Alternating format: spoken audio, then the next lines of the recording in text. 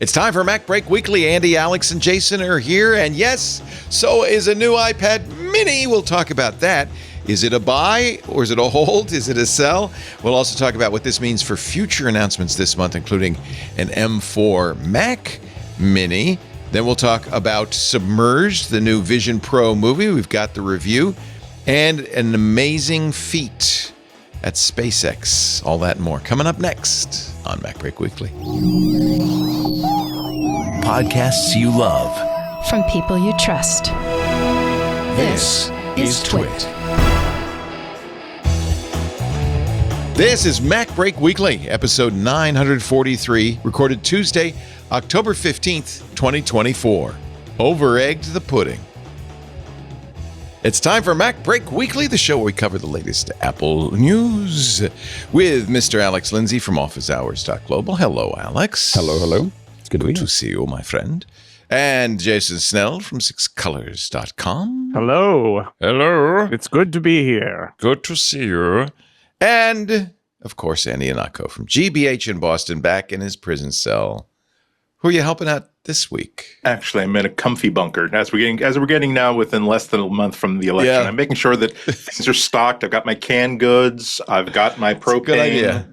Get the flapjacks ready. Yeah, that's exactly. Smart. It's the people who run for the shelter at the first sign of danger that are kind of done for. It's those of us that have been testing these things every week ever since somebody got the nomination. That Jason Snell was an Eagle Scout. He could help you with it. That's not true. I was barely even a wee below. Oh, I thought you were. And I was never a Boy Scout. No. Oh, I was a wee below. I was a Cub Scout. Yeah, that's it. That's it. That's it. I was not. When I realized it was a Nazi paramilitary organization, I decided to quit. You know, when I was in high school, did. There was a big hill behind the high school, and there was a fire that burned all the grass on that hill, and that fire was lit by an Eagle Scout. So, oh no, that's terrible. Yeah. So don't be an Eagle Scout. Somebody it's a life of crime. Was an Eagle Scout. I could have sworn it was you. Well, nope. maybe that was his Eagle Scout project. To clear the brush. Clear the brush. Yes. He just didn't clear it with the fire department or his advisor or anybody else or the property owner or the owner of that church. You say that, but Jason Snell and I live in an area where there were controlled burns all week. It's true. It's been very smoky and a little barbecuey out there. Mm-hmm. Yeah.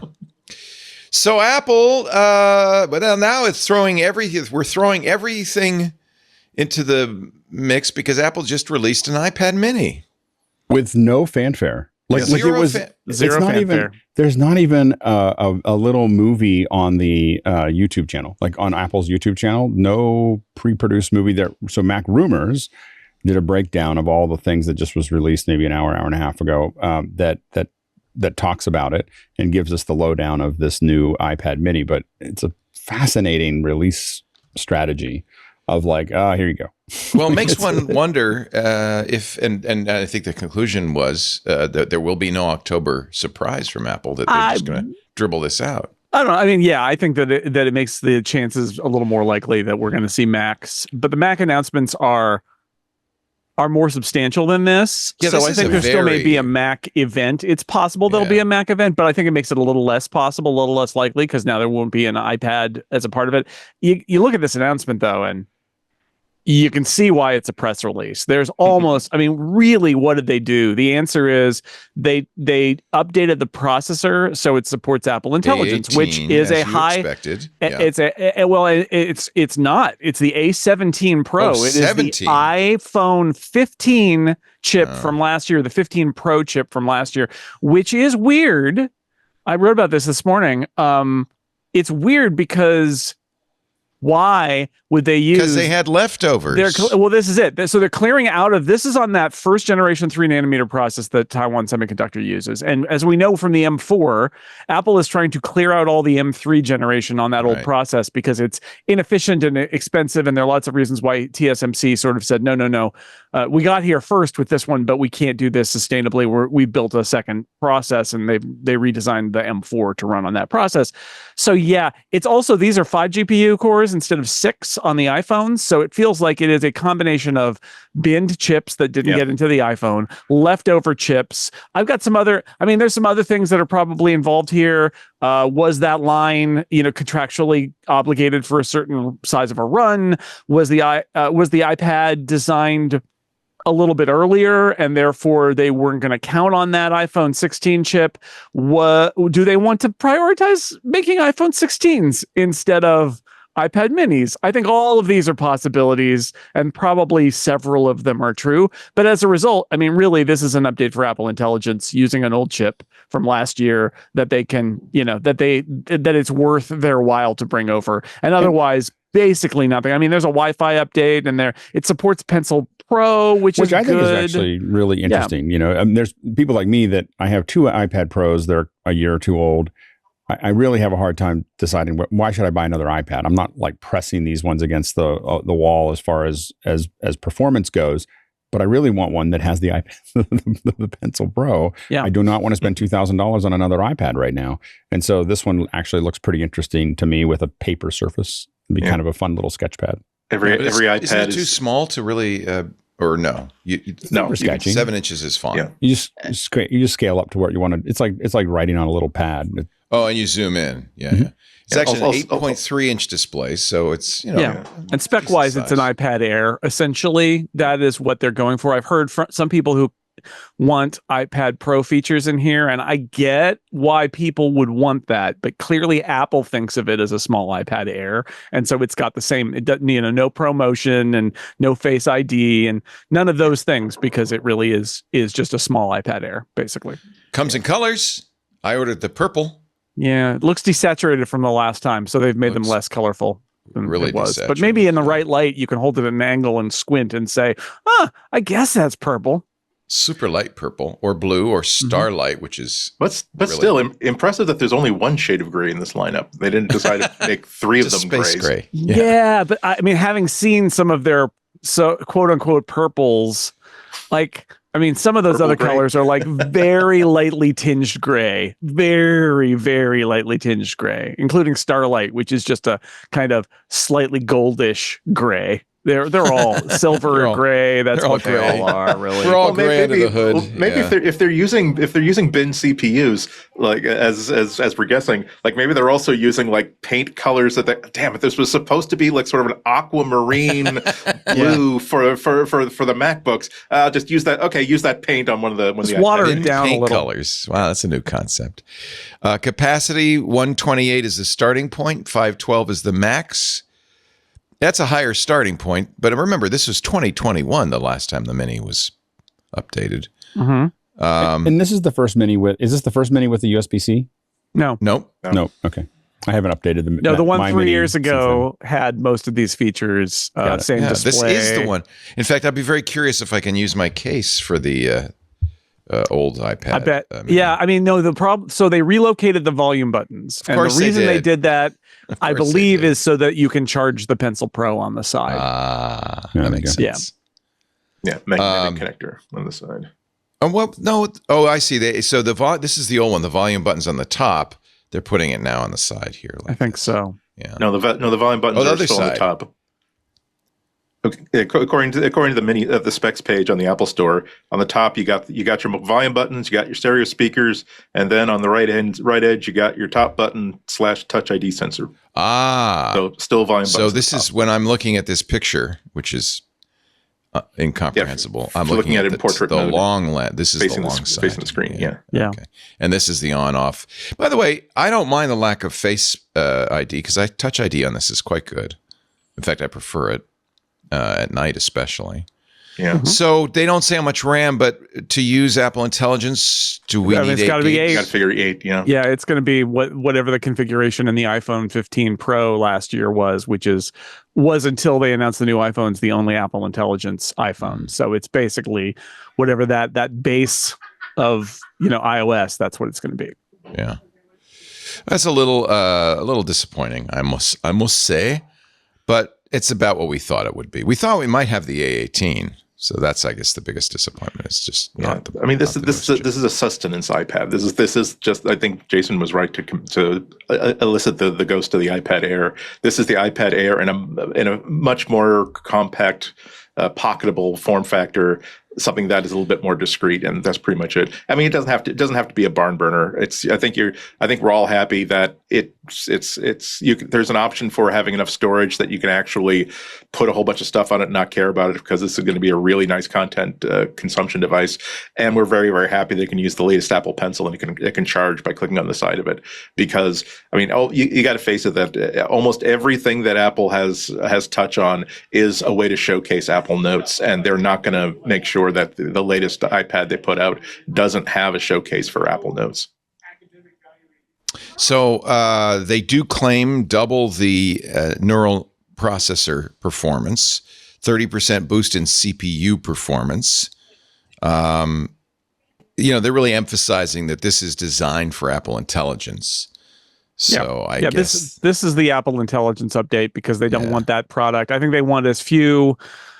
Only the low-end iPad, I think, is left as being one of these core devices that does not support Apple Intelligence with a new version, right? Like all the Macs do, all the iPhones, other than the SE, right? I feel like that's probably coming there. They want everything to have Apple Intelligence support. So here we are. At this point, do you think the rest of the updated product line for this year will be just slipped out like this by press release? I think that in some ways, this could also be them clearing the deck. Apple's done this in the past. Is a couple weeks or a month before they're doing a major release that they want to talk about, they dump the other things that they were going to release that they don't think have a lot of, there's not a lot of reason to spend time during a keynote talking about this. And sometimes iPad mini have in common with a bunch of new Macs, especially with the new Pro processor? Other than Apple Intelligence, nothing, right? They may have decided like the last thing we need is a lack of focus on the Mac for our Mac event. And I think that the reason that they would do at least a nice video, I don't know whether they're going to do a whole event, but at least a nice video, is that if they change the form factor of the iPad of the Mac Mini, that's news. Like that's going to be really interesting for a lot of folks. And I think that they're not going to change the form factor without at least a 10-minute video that talks about why that's great. So probably not. And also, you just did it, and I've done it too. When you've got an iPad Mini and a Mac Mini, there's confusion. So and the iPad Mini is not that interesting. So just kick it out there, and then maybe make a nice Mac video. And release that with a bunch of new Macs, because we should see MacBook Pro. That's the other thing about this that leads me to believe that they will do, if not an event, what does an event even mean? Like a warning that a video is coming in a week. I still think they may very well do that for two reasons. One is MacBook Pro is a very important product to them, and this is going to be the MacBook Pro update. And they're going to have M4 Pro and M4 Max chips, and I think that they're going to want people to.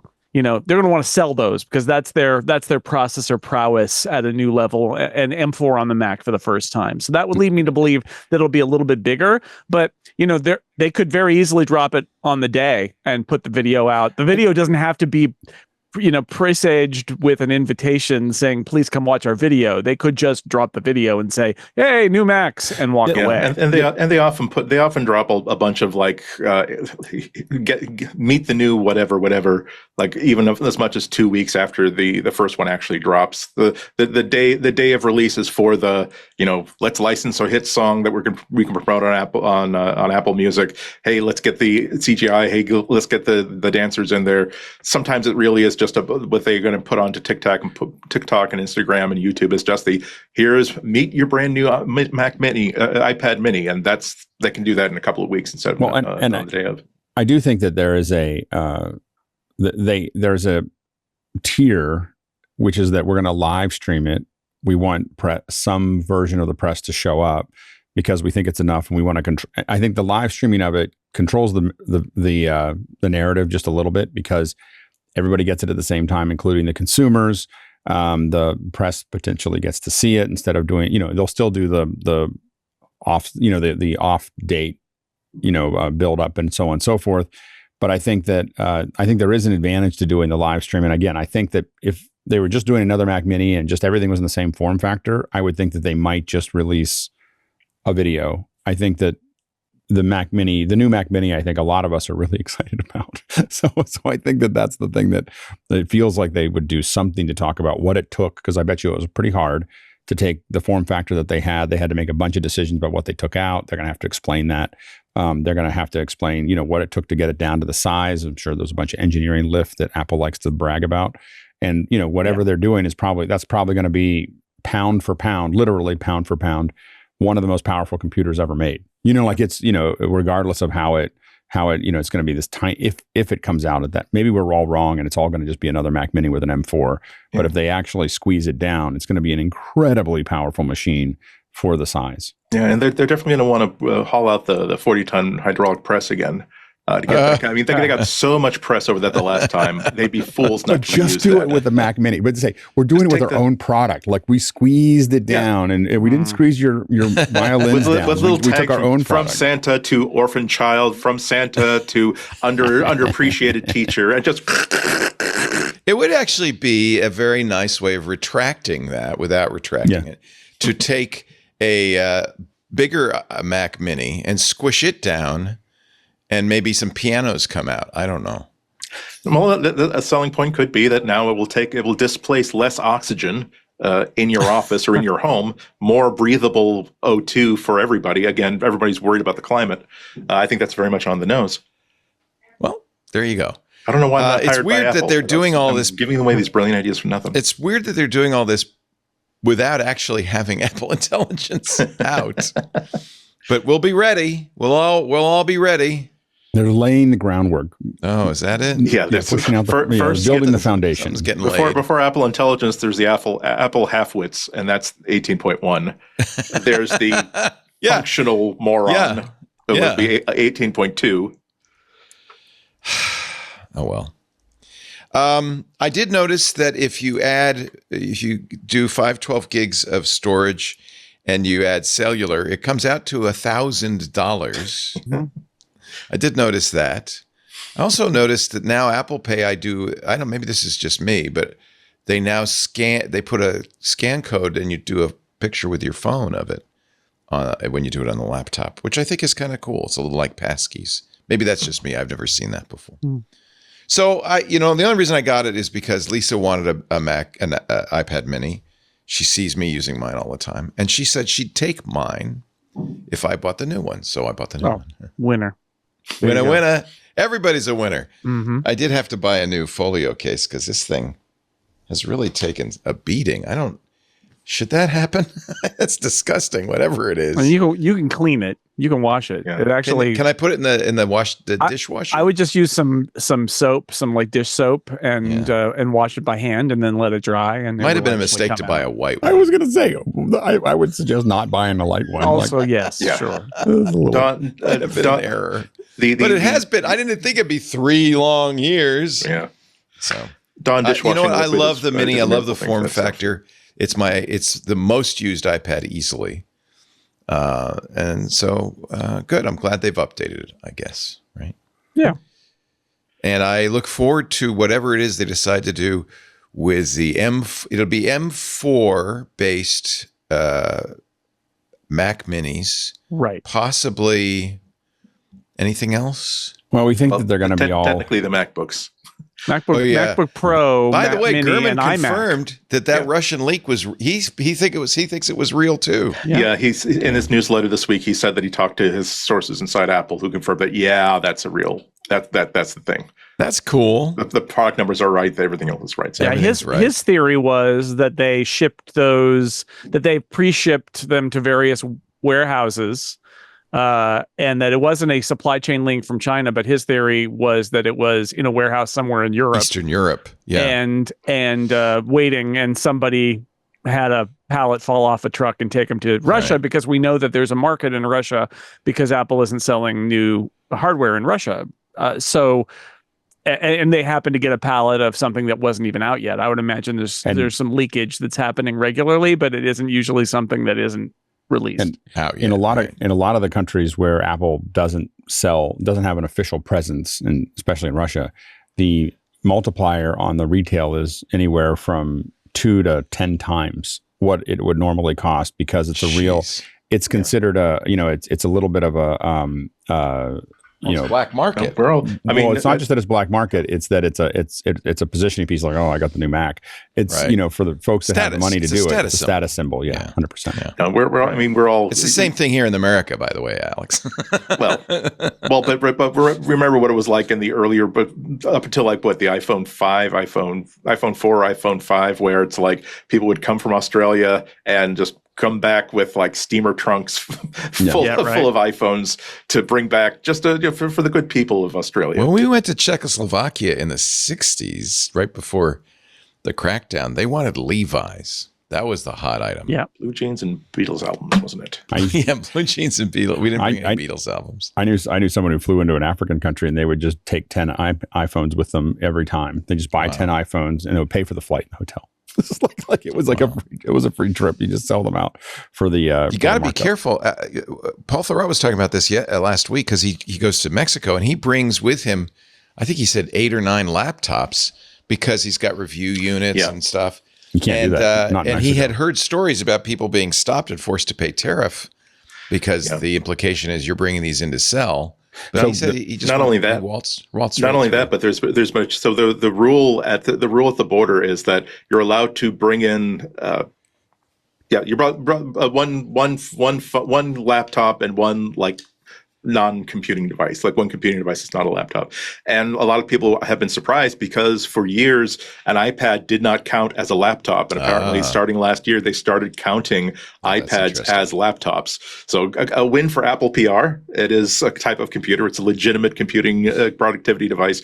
But a lot of people coming in through with a $1,400 iPad with a keyboard and stuff that now they have to come up with $300, $400, $500 in tariffs for. And by the way, for folks who are organized around it, Mexico is a carnet country. So you would, if you knew you were bringing them, I've brought a lot more than a couple laptops into Mexico. And what you have to do is, there's a bunch of forms you have to fill out before you leave.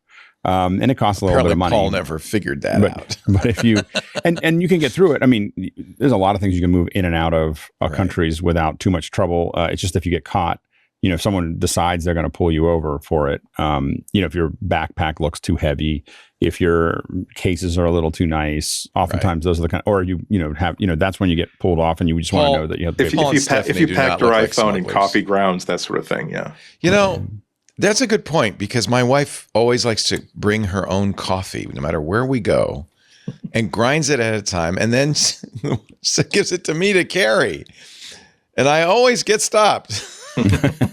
Like, you can't. Why do you have an iPad mini in those coffee grounds? I'm smuggling it. So Gurman says, I can confirm that these are indeed Apple's upcoming MacBook Pros. So you're saying, Jason, that means he's heard from sources inside. It sure sounds that way, doesn't it? Yeah, I can confirm. Isn't like, I'm pretty sure. It's like, I can confirm. The other thing that's huge in this announcement is Apple's new smart home strategy. That was the biggest thing in the Sunday news. He seems to be dropping these Sunday bombs now in the Power On newsletter. They say that all those people who are working on the car have been transferred over to the home products division. Well, they're all over the place because they're all over because they're in the. He also said that they're in the Vision products too. Yeah. So I think that a bunch of different parts of the company got car people. We had on Sunday we had Jennifer Toohey, who is a home expert, a home automation expert for The Verge, and she said this is a big deal because Apple has historically, while HomeKit's been a good brand, it's historically not worked very well with anything else. It hasn't played well with others. And so Mark writes, now the company's setting out to conquer the smart home with an aggressive new strategy, putting Apple screens and software throughout the house. I expect home hardware to be a top priority for Apple over the next 2 years. He already mentioned that so-called I don't think robotic is the word to use, tabletop device that has an arm that rotates it. But Mark Gurman doesn't know what a robot is, but although he has said now that Elon Musk, by the way, but the smart display is going to beat the robot to the to the home, which if only there were a podcast that could decide this for us. Yes, that's a good idea. The incomparable.com/robot. Find out if something is a robot or not. This is not a robot. Yeah, this is not a no, but it's good, right? Like their home strategy has desperately needed some attention, and it sounds like they're going to get some of it, which is good. The home and the wearables. That was his other story, is that they're also, there is a sort of a plan for doing Meta Ray-Ban style glasses as well as the AirPods with cameras on them, and that they're trying to derive some of that technology that they built for the Vision Pro into products that are more likely to be used by a larger group, with the goal of eventually doing AR glasses. But the home has just been sitting there, and this tragedy is that they have all the pieces. They have the software. They're going to apparently commit to doing something called Home OS, which is based on Apple's TV OS, but is broader and will allow them to build that articulated arm on your tabletop or a smart screen or whatever else they're doing. And it's good because that was there for the taking like years ago, and Apple's just sort of not spent any energy taking it. But it has a new role though, because now really smart home, as much as the hype had been about this 10 years ago, it's useful, it's lovely, it's great to be able to automate lights, have smart thermostats, locks and things like that, cameras and things like that, all tied in and working together. But it hasn't become like this immense new computing platform that, again, people were promising 10 years ago. But the thing is, like, what they have now that they didn't have 10 years ago is that now they have Apple Intelligence. So now they need to find other platforms to deploy Apple Intelligence on, to build this up as a brand and to build this up as a feature of the Apple ecosystem. So now they don't just say, hey, we've got a speaker. Oh my God, we're going to demo this behind speaker baffles. You will not be able to tell whether you've got the $2,000 speakers or you've got the $500 smart speaker. They're going to sell it based on, we have different modules. You have these different smart speakers or smart pods in every single room. They use all kinds of technologies, including narrowband Wi-Fi, to determine, are people in this room right now? If so, where are they? To be able to focus audio, to be able to focus heating, to be able to focus lighting. All this sort of stuff that they can propel with Apple Intelligence. So it's not just sell these smart speakers and these smart robots, but also sell the idea of Apple Intelligence as something that you want to buy into as an entire platform. I also think, I think hopefully Apple realizes that so far the home strategy has been a complete failure. And it's just, it barely works. But the good side of that, the silver lining to that cloud, is that I think there's still a huge latent demand for automation in the house that people just haven't. And I look at myself as an example of someone who has fiddled with it a little bit, but I would spend a lot of money automating stuff if I thought it would actually work. But I'm not going to spend any money into the hole that is material right now, because I just don't trust it. Like, I don't trust that it's going to work. I don't trust it's always going to be reliable. I buy stuff on these platforms, and then they work for a little while and they stop working. And I just think that Apple should continue to support material, continue to support the things that it's doing, but just build its own protocol and build its own hardware. Like, just build the core items that are there. Not all of the hardware that you would need, but lights, outlets, locks, thermostats, cameras. You put those, if Apple just builds those 5, they'll have a nifty little business adding $3 to $5 billion a year to their business. It'll be like, it won't be a big thing. It'll just be like this little number. But what it does is they start showing how much people are buying on their platform. They may encourage other people to at least support what they're doing. But I think that this waiting for or trying to integrate with the junk that's out there right now is just going to be, it's just going to keep on, nothing's ever going to happen here if they try to work. That this is not Apple's forte, is to work with other people's protocols. That's not what they do well. Yeah. And what they should do is do what they do well, which is, this is our protocol. Well, this is kind of what Tommy's saying, though, is that they didn't do well by just making their own HomeKit. And that's why they created Matter along with Google and Amazon, so that there'd be some unified language, and that's why they're going to, I presume, make Home OS be. But in general, just working with other hardware manufacturers is not their specialty, and I think that they're not good at it. And so I think that sounds like they're turning over a new leaf. Yeah. Well, I think hopefully the new leaf is building their own core items that actually work with W1 chips or whatever they want to put in them, so that they easily connect and identify and do what they're supposed to do. And then people, and again, I don't know if I'm an exception, but people like me would buy a lot of Apple devices. But that's why HomeKit failed. There was too high a bar for these cheap Chinese companies. But I'm saying that Apple should just. There's those five things that I listed are what 95% of the people are buying. Like it is not esoteric, whatever. Right. I mean, they could just buy those and just own that market and let other people. And then it puts a much. Does Apple want to make pressure. Light switches? Yeah. See, I just don't. If you want to be part of everyone's, the thing is the more you have the light switches, the outlet, so on and so forth, the lock-in just gets deeper, because it's like, oh, I could buy an Android device, but this is all tied in. But they're never going to do that. That's the whole matter strategy is you have partners. You have partners who you trust. Not worked.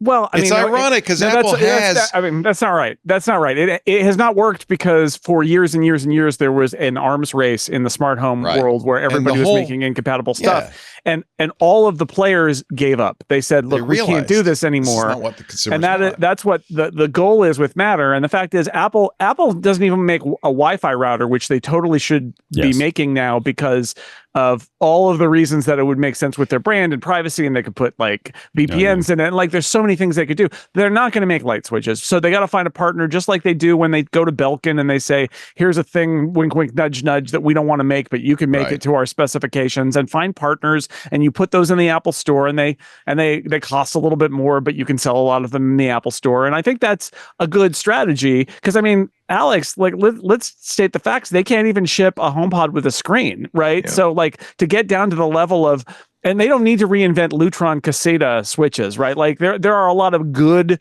rock solid, by the way, home products that are out there. I have Casetas everywhere. I just wish I could, and I have the hub, and I have Hunter Douglas PowerView shades that go, and if it would all tie together, and I have a Home Assistant server over here, I have Homebridge running. If I could get it all to tie together, and then maybe I use Apple Intelligence to talk to it, I would be very happy. That's the holy grail. I just don't see Apple making a good $99 smart thermostat. I don't see them making a good $12 smart light bulb. I don't see them making the sort of things that people really, really want. I see them doing a good job on the smart speaker, because that's really up their alley. The intersection between in a college campus between engineering and the humanities.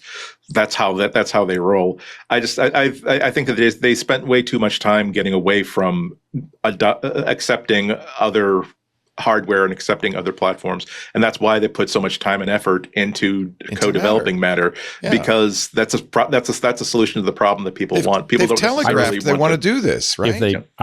My prediction is, if they don't start building their own devices, 10 years from now, we'll be having the exact same conversation we're having now, which is no movement. It's not going to. History would agree with you. It's certainly been that way for a couple of decades. It's never going to work if they don't build. I'm not saying that they will. I think you're right. They probably won't. But I'm going to predict that it will never really work, and they'll never really see the possibility of what's here unless Apple starts building its own hardware to do it. Because it's just not. It's a disaster. Like the home automation market is complete cluster.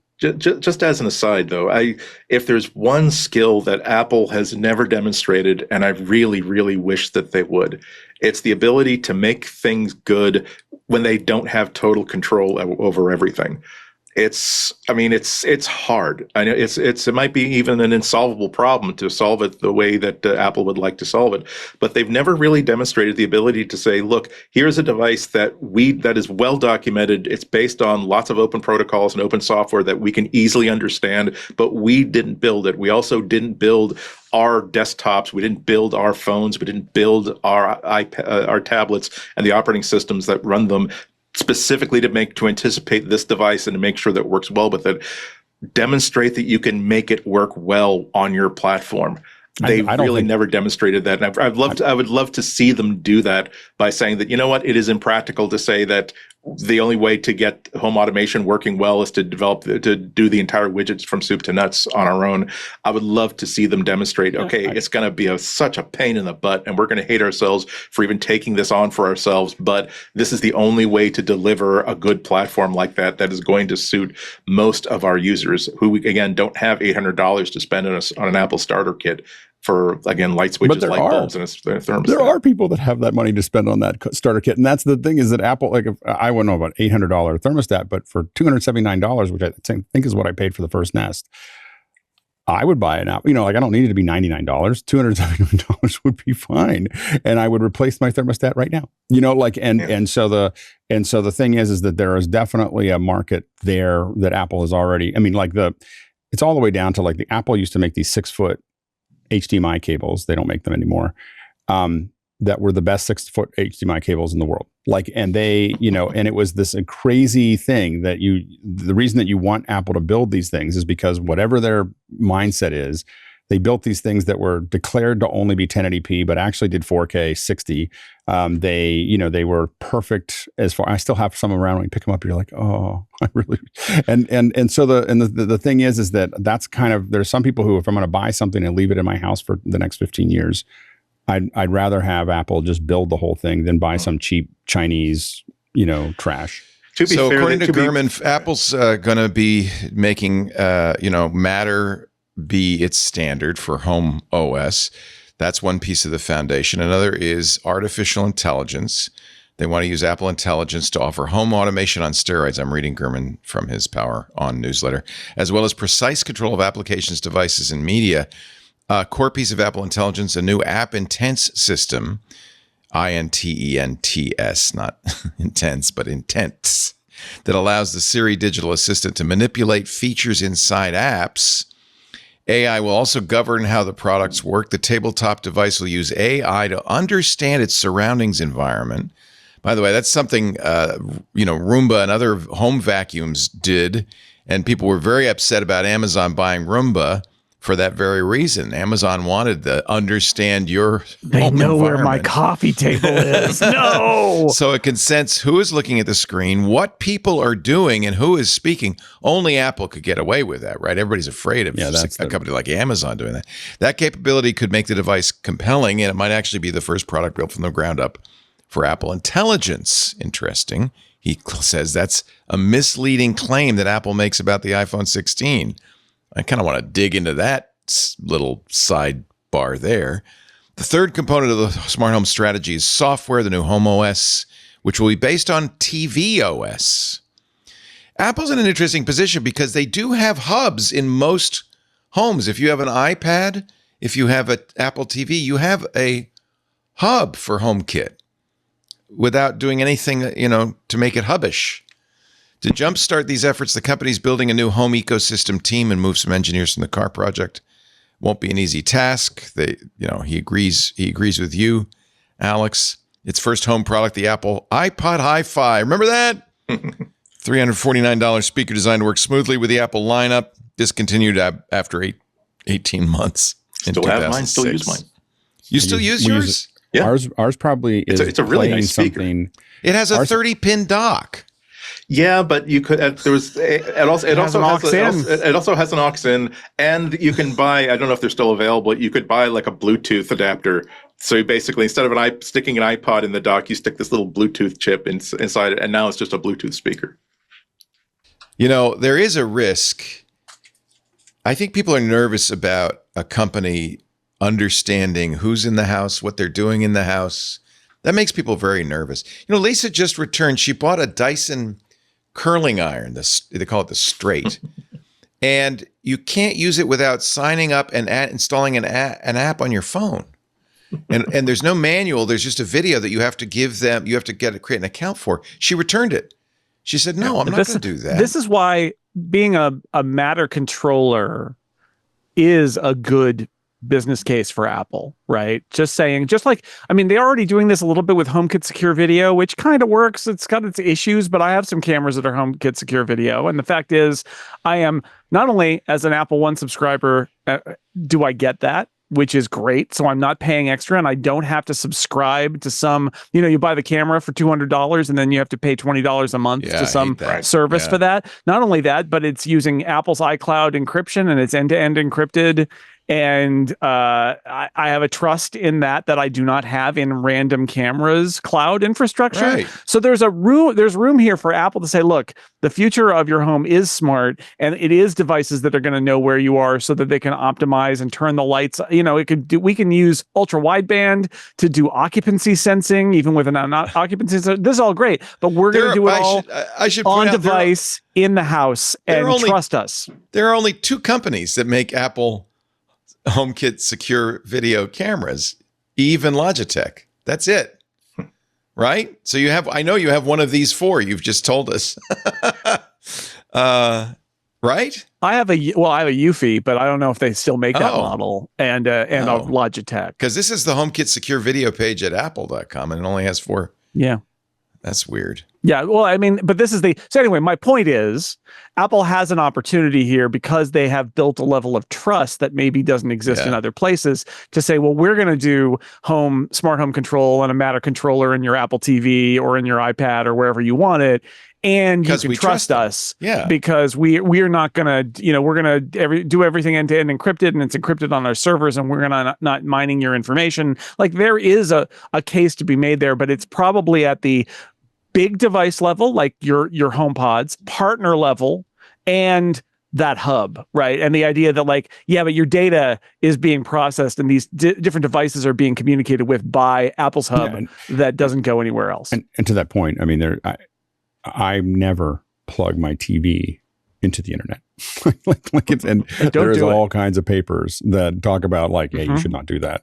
And my Apple TV is the only entertainment device that talks with the rest of the world, because I trust Apple to do it. And I don't trust them because I think Apple's altruistic. I trust them because I think when we look at this entire rollout, this is their business plan. It is. And I think it's a lot easier to trust someone's business plan than it is to trust their altruism. And their entire future is based on the fact that they are not, that they want to protect that data. And so so I think that's why they have a huge opportunity here. It'll be interesting to see if they're able to capitalize on it. And again, I'm not saying that they will build hardware. I just don't think that they'll be successful if they don't. Yeah, and I don't want to rain on your on your HDMI cables. I'm sure their HDMI cables are great. Amazing. But I had to jump in and say that Apple's also the company that will give you a power charge cable that splits apart at the connector after about 2 or 3 months. There are things that are important to Apple. There are things that are not quite so important to Apple. I hope Apple succeeds. Amazon had that kind of unified plan with the Ring cameras and the Ring doorbell and all that. In fact, when I have a Ring doorbell, I thought, maybe I should use Amazon's security system, which was at the time was cheaper than anybody else's. And then Amazon just doubled the price of it, annoying a lot of people. And do you really want Amazon to know what's going on inside and outside your I think house? The first time I said that I saw that the police were able to acquire the Ring camera, that was the end. I'm not I'm afraid of the police, but I was like, you mean somebody else can just subpoena my data? No, thank you. I think, and that's a strong. By the way, they could do that with Apple too. I hate to tell you, right? Well, it depends on a subpoena is a subpoena. What Apple is constantly doing, though, is knocking off their ability to actually get to the data. So what they're constantly doing is clipping off all of their own ways, so the government can come and ask for it. They're just I don't have any keys. I decided not to have anything that uploads because I need all the upload bandwidth I can get for these shows. So I use Ubiquiti Protect. It's all local. There is a disadvantage because you can log into it remotely, but it doesn't save it in case you want to share it with the police department. Yeah. You have to do that manually. But I like the idea that I'm not using bandwidth to set to because if you have cameras, that's a lot of bandwidth. Oh yeah, and it does kind of creep you out when you find out about how Amazon's marketing plan has always been to partner up really tightly with local police, and essentially make the sort of co-opt the local police into help to promote and to sell these Ring doorbells as a security feature, while also promising them that, hey, you're going to get access to a whole new pipeline of video and surveillance and intelligence that you didn't have before. Yes, you're going to need subpoenas, but maybe it won't even need subpoenas. Maybe you can use our neighborhood app and just simply ask, hey, look, we're the friendly police, and I'm sure that you want us to help find out who stole that car that was in you across the street from you 2 days ago. So could we have access to all of your video from the past? Earlier this year, Ring, realizing that was a very big negative for most users, changed their policy, and they do need to have a subpoena now.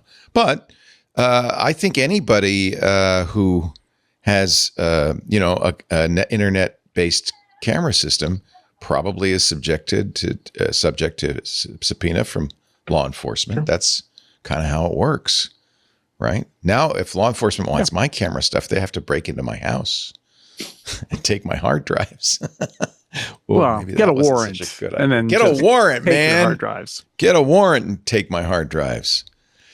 Let's take a break. Now that I've announced into the public that they can get the hard drives right here, we are talking about Macs, believe it or not, and we have more to talk about with the MacBreak Weekly panel. They have assembled Alex Lindsay from OfficeHours.global, Jason Snell from sixcolors.com, Andy Anakvo from WGBH Boston. Our show today brought to you by ThreatLocker. This is a really interesting company. Makes it easy to do something called zero trust. If you're worried, and you should be, and I certainly am, any company should be worried about zero-day exploits and supply chain attacks. Are they keeping you up at night? Well, you don't have to worry anymore if you harden your security with ThreatLocker. Worldwide, companies like JetBlue trust ThreatLocker to secure their data and keep their business operations flying high. Imagine taking a proactive, this is the key, deny by default approach to cybersecurity. Zero trust means you block every action, every process, every user, unless explicitly authorized by your team. This is such a great solution. I think it was Google that first started doing zero trust, and now it's just clearly the right way to go. And the easiest way to go is ThreatLocker. ThreatLocker helps you do it. Oh, very important, they provide a full audit of every action. So that's for risk management, for compliance. So you can always see who gave permission, what permissions were given, that kind of thing. Their 24/7 US-based support team fully supports your onboarding and beyond, so you're never alone. Stop the exploitation of trusted applications within your organization. Keep your business secure. Protect it from ransomware. Organizations across any industry can benefit from ThreatLocker's ring fencing, that's what they call it, by isolating critical and trusted. By the way, it doesn't have to be everything, but the critical and trusted applications can be isolated from unintended uses or weaponization, can limit attackers' lateral movement within their network. ThreatLocker's ring fencing really works. We know because it was able to foil a number of attacks that were not stopped by traditional EDR. I'll give you an example. Remember the SolarWinds Orion attack? Foiled by ring fencing. Companies that used ThreatLocker were unaffected. ThreatLocker works for Macs too, so get unprecedented visibility and control of your cybersecurity quickly, easily, cost-effectively. ThreatLocker's zero-trust endpoint protection platform offers a unified approach to protecting users, devices, and networks against the exploitation of zero-day vulnerabilities. Get a free 30-day trial right now and learn more about how ThreatLocker can help mitigate unknown threats, brand new threats, zero-day threats, and ensure compliance. Visit ThreatLocker.com. This is such a great solution. ThreatLocker.com. We thank them so much for their support of MacBreak Weekly. Yes, it works on Macs too, and we thank you for supporting MacBreak Weekly by going to that site, ThreatLocker.com. Thank you, ThreatLocker. We appreciate it. Good company with a great product. We like those guys. What is the latest status on Apple Intelligence? 18.1 should be coming out the end of the month. See, we thought the whole thing would, because Gurman said November 1st for the availability, October 28th, we thought there'd be an event, but maybe there will, maybe there won't. Yeah. 18.1 isn't going to change your life. No, and it's public beta now. You can get it, but it's got some stuff in it. Oh, right? you it's have the first That's right. Visible. It really is like Apple Intelligence 1.0 is essentially what it is. And it's not, or you could argue that maybe it's Apple Intelligence Beta 1 because Apple will ship it in beta, even though the OS will be non-beta.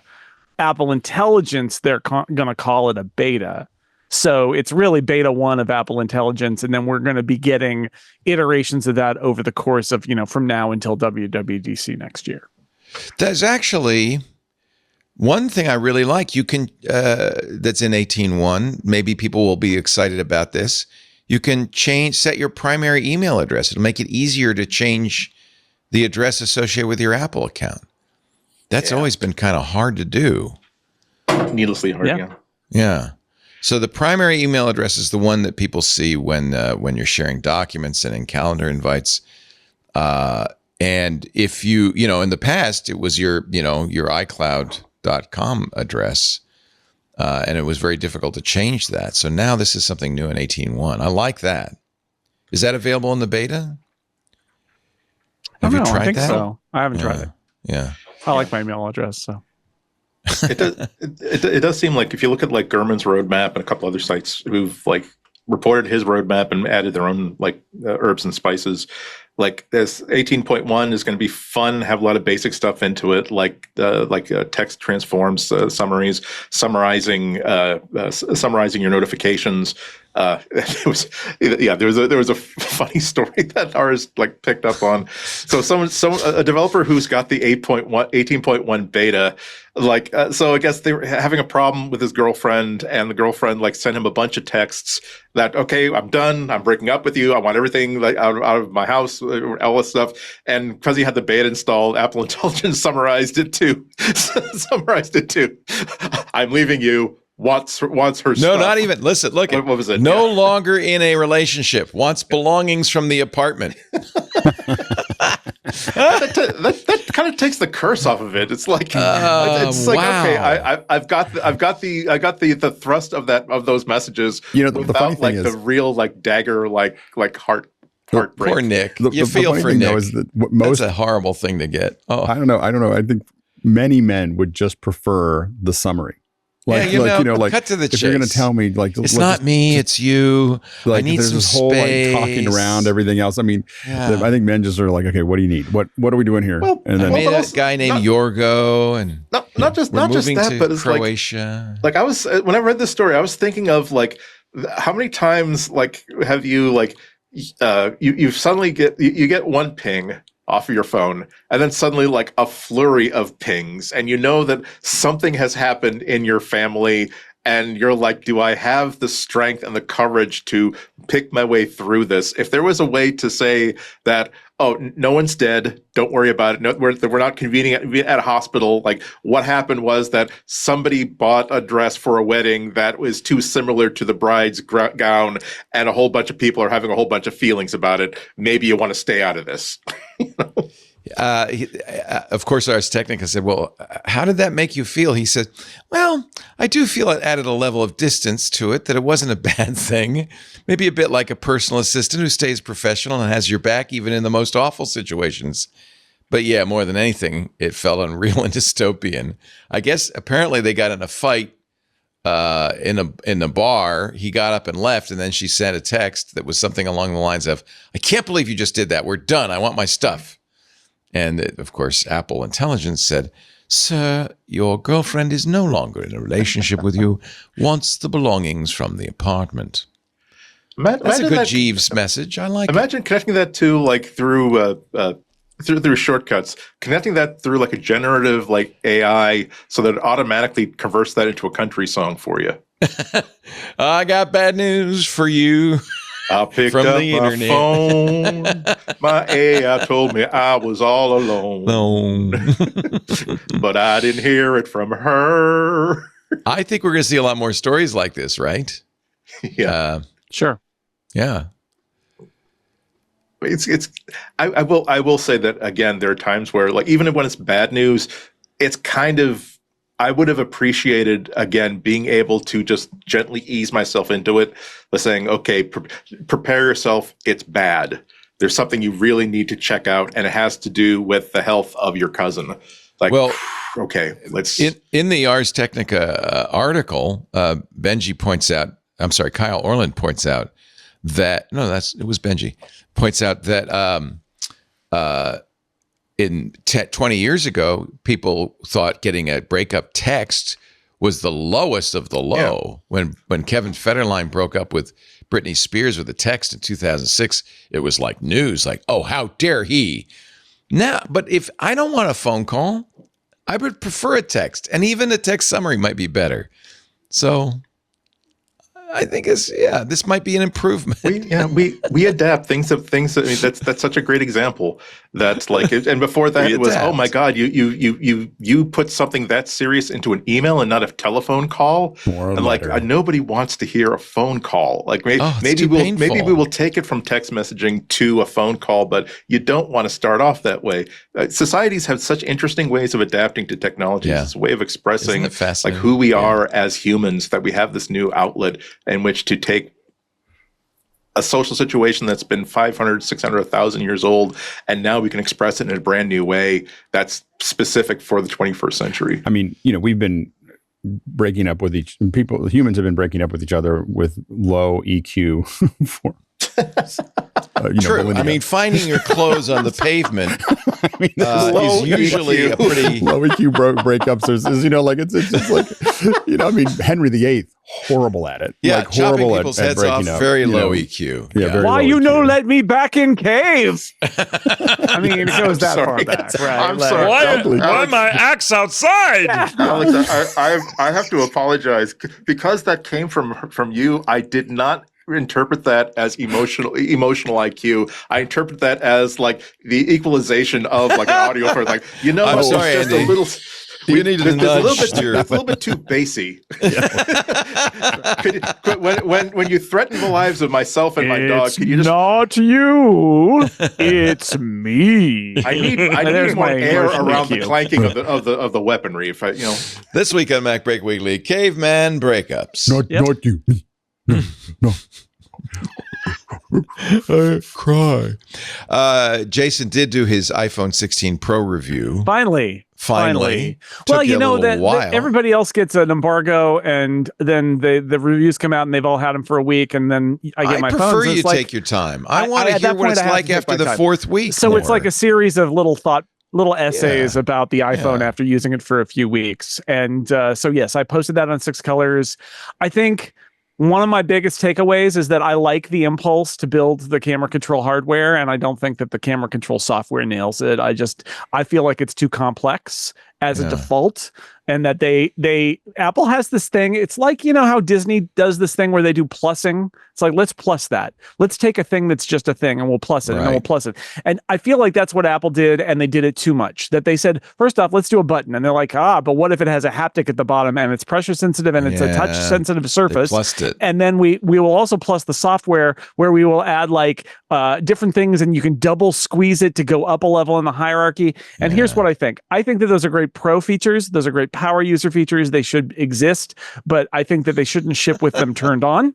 And I think it should feel like a camera, where it has a shutter and maybe a halfway to focus kind of option, and that you should have the option of making it more complex. And the fact that they shipped it, and the funny thing is they said, we're going to do a software update where push to focus is added. And like, why is that the software update? It's the most basic version of what this thing is trying to ape from the real world. Why would you not have that be in the first version of the product? But I think this is the answer. I think it's emblematic of a certain kind of Apple attitude. It's why it gives me Touch Bar vibes, where they have added a level of complexity. The good news is, I don't think the problem is in the hardware. I think the problem is in the software, and that they can make this work better.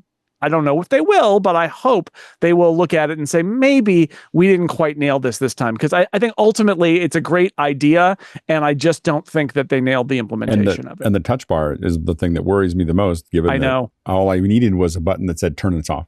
like it was just, and they just wouldn't turn it off, and because the biggest problem with the touch bar is that it didn't add enough value, but you hit it all the time by accident. Yeah. Sure. That was the number one issue. They never made any update. Like if they could have made it more functional, it might have been worth the pain, right? But they just didn't do it. And I just, again, I come back to the fact that I am a power user and I find that interface a little too opaque, right?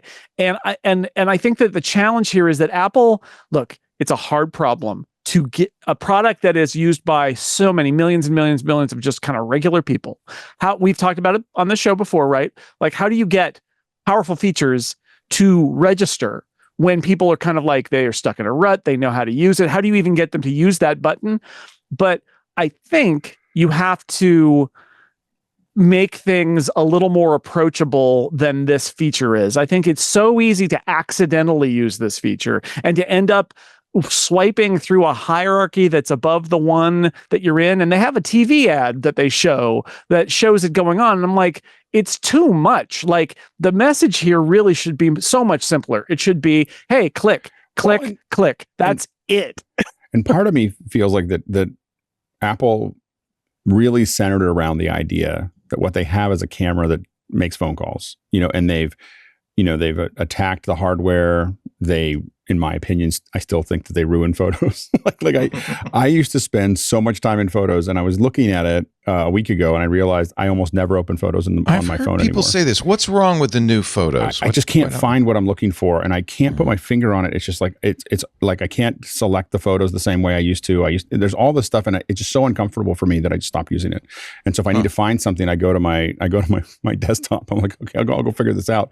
But it used to be I never opened my desktop photos. It was always on my phone. I lived in my phone on photos, and now I don't spend any time on it. I take pictures, and I just assume I'm not going to use photos on my phone anymore. And it's so like it's just, and I've turned off all. People say, "Oh, turn off all this stuff."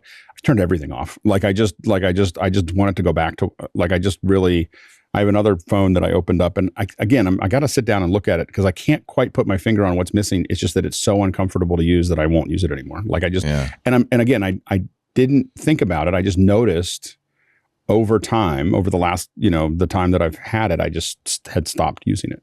I just been frustrated enough. It selects photos when I don't want it to select photos. It groups them in weird ways. I'm pretty sure there are things when I say, show me everything in Petaluma or everything in Washington, D.C. or wherever, it doesn't show me all of them. Because I find things and I'm like, you took them. You took the pictures. That metadata is there. And now Apple has decided you took the pictures. You just don't know how to keep the pictures. Yeah, exactly. Is that where you were going with that? Well, I'm just like, it's not that hard. It was that device that took the picture. How can you not find the picture? And I didn't have that problem with the last version. The new version seems to be trying to smartly hand me the collection of photos that I am asking for instead of just showing me all the photos I took. I don't want you to figure this out, and I've just kind of like, oh, okay. So I'm hoping, I don't know what's going to happen with it. I just noticed that I just barely open it anymore. And I mostly am just frustrated when I open it. So Jason, I love this headline. Happy Clickmas. War on buttons is over. War on buttons is over. A little John Lennon. Make a little John Lennon reference there, right? Yeah. They used to take all the buttons off to the point where there was an iPod Shuffle that had no buttons, and now it's like every year a new button. Yeah. So are you in favor of the button-free life? No. I really like Apple trying to embrace us using our muscle memory to do things like take pictures. I think it's a great, like I said, I think it's a great impulse. I think the challenge here is that they egged the pudding, right? They plussed it to the point where it does more. Would anybody have really complained if this thing just was a button and didn't have pressure sensitivity and camera rather, and then was the shutter button like the action button was last year? But they did okay. So I appreciate their prowess that they added a haptic and they added the pressure sensitivity and they added a touch on the surface so that you can swipe. I appreciate that, but even then, they decided to put features that use all of that functionality at the top level for regular people to use again, I just think it's a mistake. I think that it's too much stuff for a regular user, and that it leads to regular users being confused because it's very easy to not understand where you are in the hierarchy and make a gesture accidentally. And I'm not saying that people are dumb at all. I'm saying people don't intuit some of the things that are built into this thing.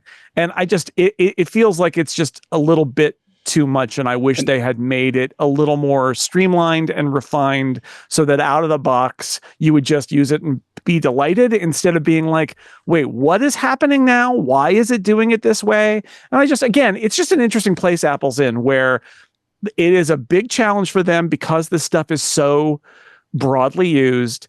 How do you infuse something with incredible high technology and also make it intuitive for your average person who does not listen to podcasts about technology, but just gets a phone every couple of years? And I think with this one, I appreciate the achievement. It's actually a very impressive bit of software, and it, all of that is impressive, but I think maybe it misses the mark on just because I think it's not as usable as it should be. Your bottom line is,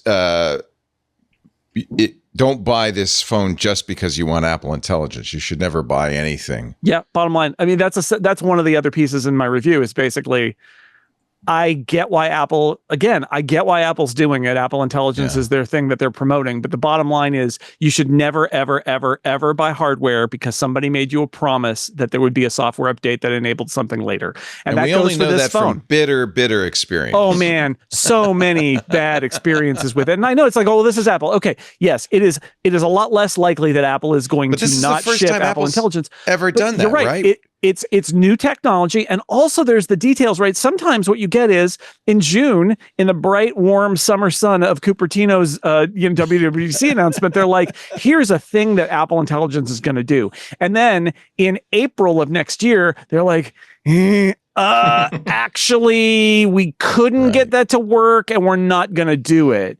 And like, Google if that was the reason to buy it, why did you buy it? Yeah. I mean.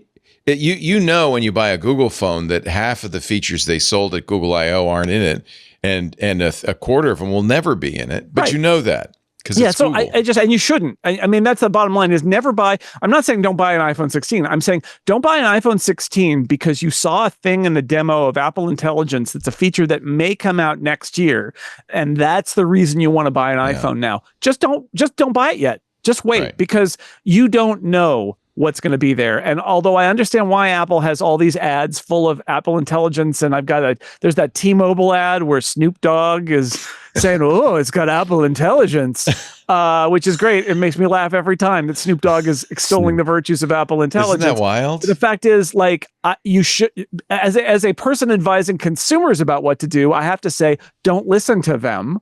Apple Intelligence doesn't exist yet. And when it does exist, in part, it will still take months and months and months for it to add a bunch of features. And if you're going to buy this thing, buy it for the other reasons. Buy it for the processor, buy it for the camera control, buy it for the camera and the upgraded macro. And like, there are things in here that are good, that are a reason to upgrade your phone.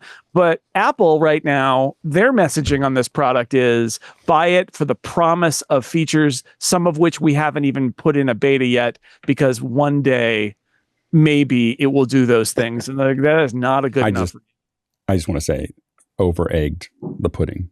Over-egged the pudding. There you go, baby.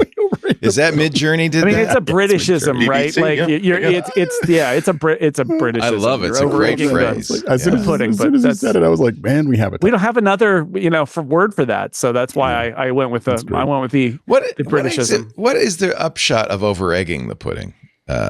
It gets all eggy and it's too much. It's like, too eggy. I at least the way I read it is like, you get a really good creme brulee and then it becomes kind of like a really bad one is almost like a flan. You're like almost doing scrambled eggs instead. That's always how I view it. It's like you're like too much. You put in a thing that we want and then you kept going, and now it is not what we want. The assumption that because a little bit of this is good, a lot of this would be even better. And for many variables of X, that is true, but for most variables of X, that just push it right. Or all our British listeners are out there going, "No, Jason, that's not it at all." Because they like pudding doesn't even mean what pudding means to us. Pudding means dessert, right? You over vanilla the whipped cream. Yeah, there you go. That's a good one. But it's like if you make a Yorkshire pudding, the popcorn, you got to have a certain number of eggs, and you put too much eggs in it. Again, it's like too much of a good thing is basically what it is, and that's you just can't do that. Anyway, Snoop Dogg says, "Hey, by the way, I don't know. I watch a lot of football, right? So I that's the only time I ever see commercials is during sports, right? Football and the baseball playoffs going on right now. I just want to take a moment to admire that, I believe, T-Mobile ad that's got Snoop Dogg in it, but it also has Patrick Mahomes, the Kansas City Chiefs quarterback. It is impressive because Patrick Mahomes isn't shooting commercials in season. He probably shot that commercial back in the summer, maybe right before training camp.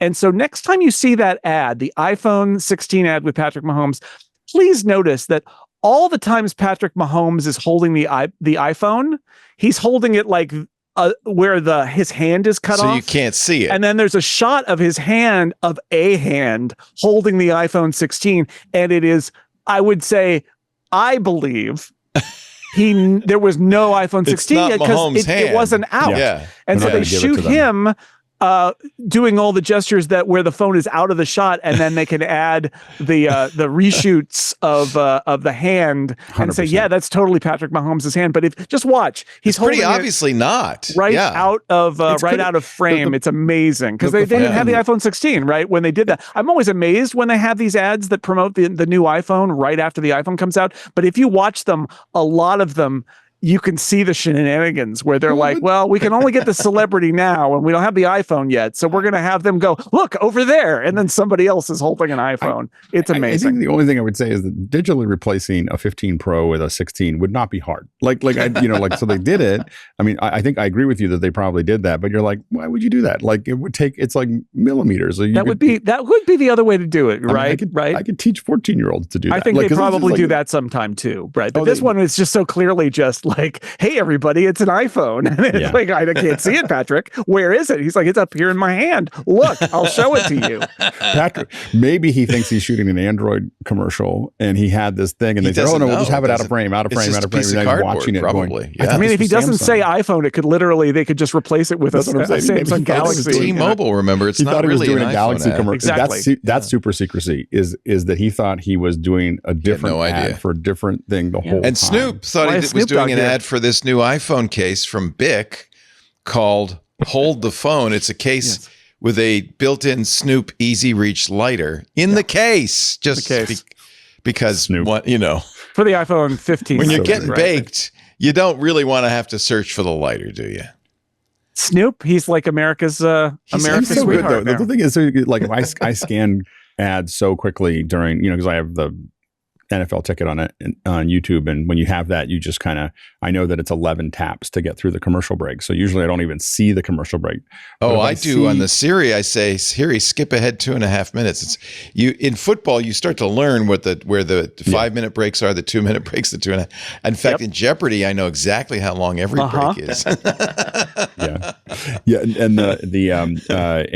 But if I'm scanning and I see Snoop on a ad, you stop. I immediately stop and rewind. Oh, I got to see what he's doing now. Everybody loves Snoop. So good. He is.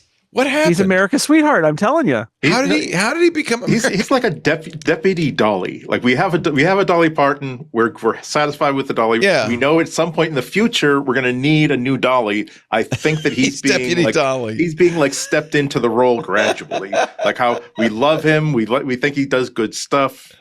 I think he's just got that positive attitude. I think that in the end, the reason everybody warms to Snoop is that he seems cool and friendly and just kind of happy to be there. He makes funny noises. He's really not challenging in any way. It's just fun to see him. And in fact, the fact that he's got a little bit of naughty, outlaw history and image. Yeah. The fact that he then is put in places like the Olympics or just, a random phone ad. And it's like, hey, everybody, it's Snoop. It's almost like, oh, look at what they made him do. And I think that some of it was his interaction with Martha Stewart, because that show, anything with him and Martha Stewart is gold. It's comedy gold. The convicted felon Martha Stewart. Yeah, but anything with him. She's the one that, who would have thought, 30 years ago, who's more likely to go to jail, Snoop Dogg or Martha Stewart? Yeah, you wouldn't have guessed that one. But but there's something about that interaction that's always like, oh, okay, this is going to be fun, So well, also he worked with both Dre and he's worked with a lot of good people. Yeah, and gin and juice. That's all you have to say. Yeah. Gin and juice. Let's stop so you can have some gin and juice. You're watching MacBreak Weekly. I don't recommend it, but you could. You're watching MacBreak Weekly with Andy Anatko from GB. When are you going to be on GBH next? Week from Thursday, 12:30. Nice. Do you know yet what you're going to talk about, or do you kind of wait and see what the news of the week is? I have to wait until like 3 days before. I put my roster together like 3 days before, then I decide like early the day before. Just a tip, if you're buying or ordering the iPad mini to show off, for some reason, I guess because I made it 512 and cell signal, it's not going to come till like a week later, not till Wednesday. So I'm bummed, man. I won't have it for next MacBreak Weekly. It'll come the day after. That's it. I'll make the usual gingerbread version of it. There you go. It's radio. They won't notice it. Put a little face on it. I think that's exactly. Smart. Jason Snell also here, sixcolors.com. And of course, if you want to know about robots, he's got the robot or show not for you. It's a robot or not. Infuriatingly short podcast about robots and other. Have you done the HomePod yet? Yes, we talked about Mark Gurman's. We did a timely, or very rare for us, timely episode where we talked about Mark Gurman's reports about what about the Elon? That's September robots. 2nd. That's episode 295. You can check that one out. We have not talked about Elon Musk's Tesla robots because so far, as far as we can tell, they are absolutely not robots. Yes. They are animatronic. They're sure. Animatronics. Sure. So are the pirates in Pirates of the Caribbean, but they're not robots. They're also not as lifelike as the Pirates of the Caribbean. This is why I have to listen to the show, because I need to understand the distinction. Also here, Alex Lindsay from OfficeHours.global. Malcolm Gladwell, was he on the Gray Matter? He was. He was so great. Like we actually got to go. He was in town, and so we ended up going to his hotel in San Francisco and do the recording. So we set up with Michael Krasny and he's just such a pleasure to listen to talk. Like just listening to him talk was just really great. And he's funny and really disarming. And so anyway, it was a really fun interview. And so that's out today. So you should be able to go to graymatter.show and see it there. Also, I'm going to South Carolina unexpectedly this week. Toad the Wet Sprocket, a band we all love, friend of the show, is doing a benefit with. They're doing a benefit for Helene and Milton victims. Yeah, so they're doing it with Bare Naked Ladies. So the Toad the Wet Sprocket and the Bare Naked Ladies, and then a bunch of other bands and stuff are sending stuff in and being part of it. And so it's called. I wish I could go to South Carolina. The SonicSunshineBenefit.com. If you go there, you'll see the YouTube, and so I'm going to help a little bit just to make sure that some of the pieces work better.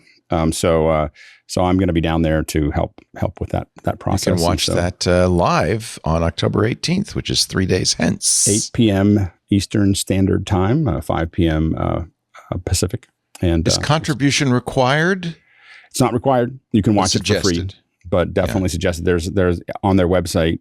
There's a couple different organizations that you can donate to, and it's really a very worthwhile cause and really done for all the best intentions. I mean, it's the one thing that's great about Toad and about Glenn Phillips specifically is that he just feels like it's something. Well, they're from that region, right? Or no? Yeah, they were. So they're playing that the night before in Columbia, South Carolina, and they were going to play in North Carolina the next night, and so it's a night that they could do it in. So it should be a lot of fun. Naked Lady are Canadians, but Canadians are nice too. Toad's not from South Carolina. They're from They're from Santa Barbara. Santa Barbara. Santa Barbara. No, they're not. They're playing. Well, there, Santa Barbara's kind of the South Carolina of California, if you ask me. Okay. Well, that would, I don't know how that would be compared, but anyway, it should be a fun fundraiser. I would highly recommend it. And I love Bare Naked Ladies, and I don't know how I somehow missed the Toad era. I don't know any of their. Probably having kids then, something like that. Yeah, it was. I was busy having children. That will do it to you. It does wipe your mind of all I found that culture. There's a gap of when my kids were born to when they're about 13 or 14 years old that is just all the music I already knew. And then they start getting into stuff and they so now they're exposing me. So now I'm listening to all this new music, but I'm getting them into old music. So it's Henry taught me how to enjoy rap music because he compelled me to listen to it every morning on the way to school. Fortunately, my kids are really into alternative rock, and my daughter asked for a mix for XTC last week, so I was very excited. But she also gets me into bands like Wilt and Haley Hendrix. Is there good new music? So much good music.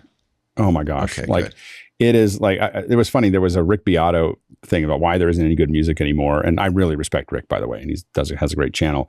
But I asked my daughter that. She's like, no, that's crazy. She goes, this has never been better. It's never been better. All of these individual artists have all this. They're able to do it in their bedroom. They're able to build things that sound very professional. Yeah, we went through a bad period for a while. Yeah, I mean, where music was all kind of cookie cutter. But I think maybe now we're getting a little bit more creative. I don't know. Like I discover all of these artists, and I think that the thing is I take an artist that's a little left of center or right of center, like just a little outside of the center, and I say, and just let the algorithm run, and I just go next song, next song, next song, next song, and I just start going through those songs, and it starts playing songs that what we call little text songs. So it'll get to what is the little text. So when you're in Apple Music, the big text is. It's going with the music, like the lyrics are going with the music. Yeah. The really obscure stuff is what we call the little text music, which is that it just has the block of text in there. It's not trying to follow along with the song. Someone hasn't put any effort into it. What words they haven't put any effort into it. So when you see little text, you're like, oh, that's obscure. Like it's like deep tracks on Bare Naked Ladies Gordon has big text. so it's like, so when you see little text, you're like, nobody listens to that song. And so much good music, whether it's Spotify or Apple Music, but if you let the algorithm run a little bit based on the song that you put in, don't go into the artist, whatever, just ask for a song that you like, and then just start going next song, next song, next song. I used to be a music director, so I'll listen to the first typically 45 seconds. 45 seconds gets you to the first chorus typically on most songs. And so 45 seconds to a minute, I'll listen into it and then I'll go, no, I don't like this song. All right. Here's what we're going to do. We're going to take a break. At the end of the show, I want each of you to tell me a new artist that you think I should be listening to. Okay. Yeah. I thought you might like that. Love that. Challenge accepted. Yes. Our show today brought to you by 1Password. Love these guys, but I'm going to tell you not about the consumer password product, but something they call extended access management. And this is a very important thing for any company that has users that bring in their own devices, that have contractors on the network, or apps that are not approved. Let me ask you a question. Do your end users always constantly on company-owned devices with only IT-approved apps? Of course not. So how do you keep your really, let's be real. How do you keep your company's data safe when it's on all those unmanaged apps and devices? That's why 1Password created Extended Access Management. 1Password Extended Access Management helps you secure every sign-in for every app on every device, because it solves the problems traditional IAM and MDM can't touch. Imagine your company's security like the quad of a college campus. You got your nice brick paths between buildings. Those are the company-owned devices, the IT-approved apps, the managed employee identities, and then they're the paths people actually use, the shortcuts worn through the grass, and the actual, they're the actual straightest line from point A to point B. Those represent the unmanaged devices, the shadow IT apps, the non-employee identities, contractors on your network. Problem is, most security tools only work on those happy brick paths, but a lot of security problems take place on the shortcuts. Of course they do. 1Password Extended access management is the first security solution that brings all those unmanaged devices and apps and identities under your control. It ensures that every user credential is strong, every device is known and healthy, and every app is visible. It's security for the way we work now. And it's generally available if you're a company that uses Okta or Microsoft Entra. You can do it right now. It's in beta. You can do it right now in beta for Google Workspace customers. So you've got the authentication part. Now you want to protect the entire network. You got to check it out. 1password.com/MacBreak. That's the number 1, PASSWORD. 1password.com/MacBreak. We thank them so much for supporting MacBreak Weekly. We thank you for supporting MacBreak Weekly by going to that address, that special address, 1password.com/MacBreak. We talk a lot on this show about AI, and I have to say I was really intrigued by this white paper that Apple put out about LLMs and the problem they pose. I first found out about it from Gary Marcus, who's been, by the way, saying this forever, that LLMs don't, the large language models don't do formal reasoning. But the study from Apple was very clear, and it said a lot. The author, Mehrdad Farajtabar, said, "We found no evidence of formal reasoning." Let me say that again, because OpenAI and others are saying, "Oh no, we got reasoning AIs." We found no evidence of formal reasoning in language models. Their behavior is better explained by sophisticated pattern matching. So fragile, in fact, that changing names can alter results by about 10%. So here's an example, and I think a human can solve this in their head. So this isn't one of those word problems where you have to take out a notepad. Oliver picks 44 kiwis on Friday, 58 kiwis on Saturday. On Sunday, he picks double the number of kiwis he did on Friday. So 44, 58 plus 44 times 2, right? But they throw this in. But 5 of them were a bit smaller than average.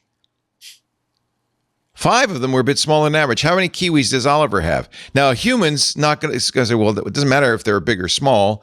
It's 44 plus 58 plus 88.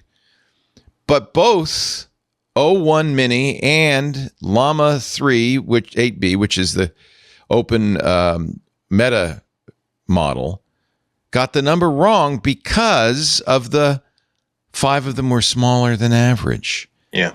It subtracted those 5 in both cases. Let me continue reading here on this Substack. In both cases, it was fooled by this little bit of completely unimportant trivia.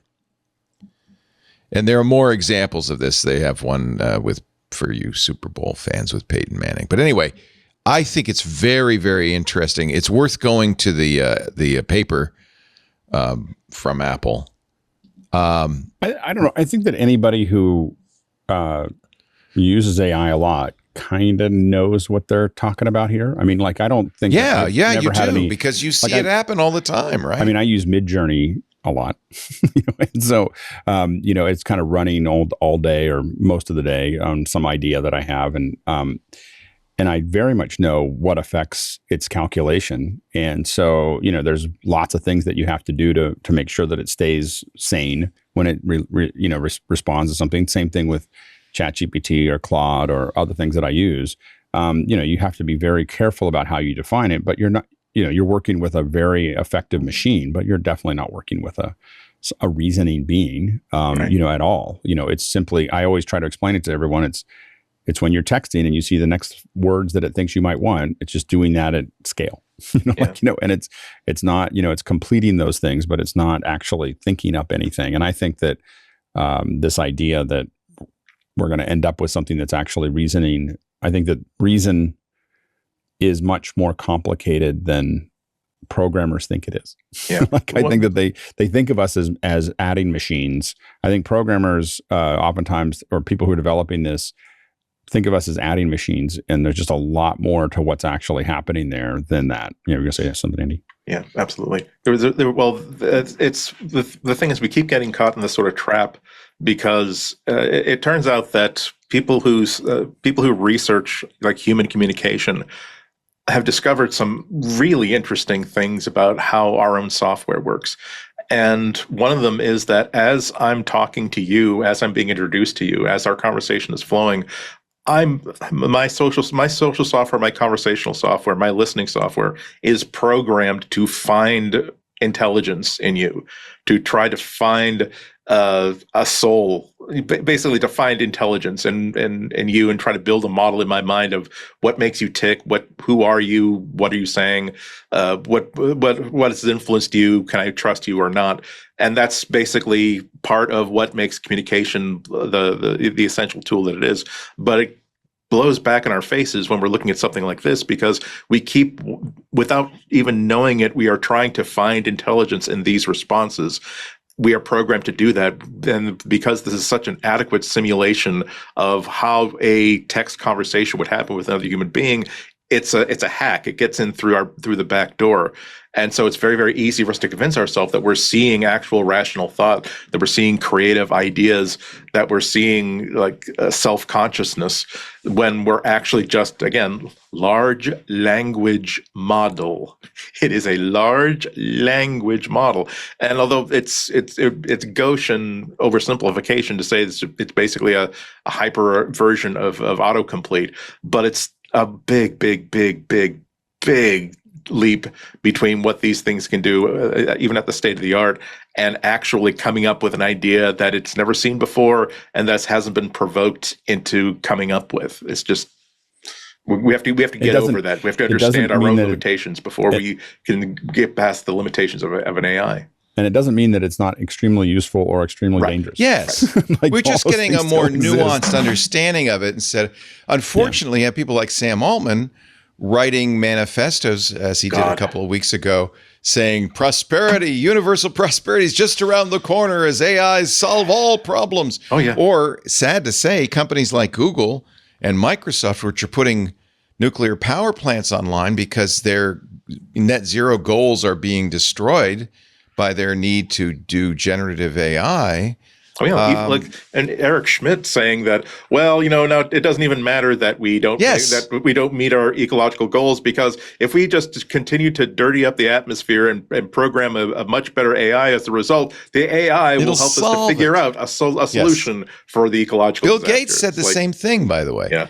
This is why in my bookmarks, I say in my bookmark organizer, I've got a hashtag for moron billionaire.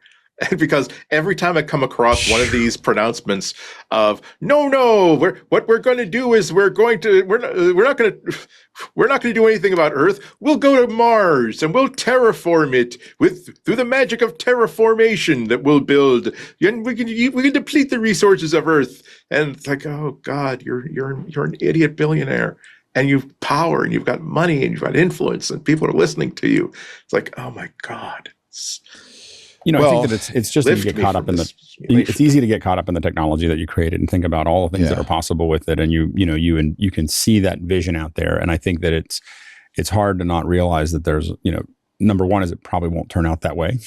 Number two is that there's a human factor that I think a lot of folks, I think a lot of folks that are really successful in technology businesses oftentimes are not as successful in human connection, because that's why they got into the technology. So I think I think sometimes they don't see that human factor as clearly, just because it's not part of what got them there. Yeah. So just to say it again, this is from the Apple researchers who wrote this paper. We found no evidence of formal reasoning in language models. It's sophisticated pattern matching, and maybe even not that sophisticated. Yeah. So anyway, good on Apple for releasing that article. I think that's it's such a simple test too. It's like the modifications they were making were not that complicated. Yeah. Read the paper, because they have more examples. I won't go through them all. And it's very accessible, I should say. Yeah, it's very accessible. Yeah. They bring the receipts. So they also talk about mathematics and why LLMs aren't really able to do mathematics either. We've seen that again and again. Humans aren't very good at mathematics either. Well, and I often say, look, humans get things wrong all the time. I mean, if you gave that word problem to a lot of people, they wouldn't even listen. They go, no, I don't do those. No. So that's why I gave you the warning ahead of time. The introduction of this exploit exposes a critical flaw, they write, in LLM's ability to genuinely understand mathematical concepts and discern relevant information for problem solving. Adding seemingly relevant but ultimately inconsequential information to the logical reasoning of the problem led to substantial poor performance drops of up to 65% across all state-of-the-art models. Yeah, including O1, by the way.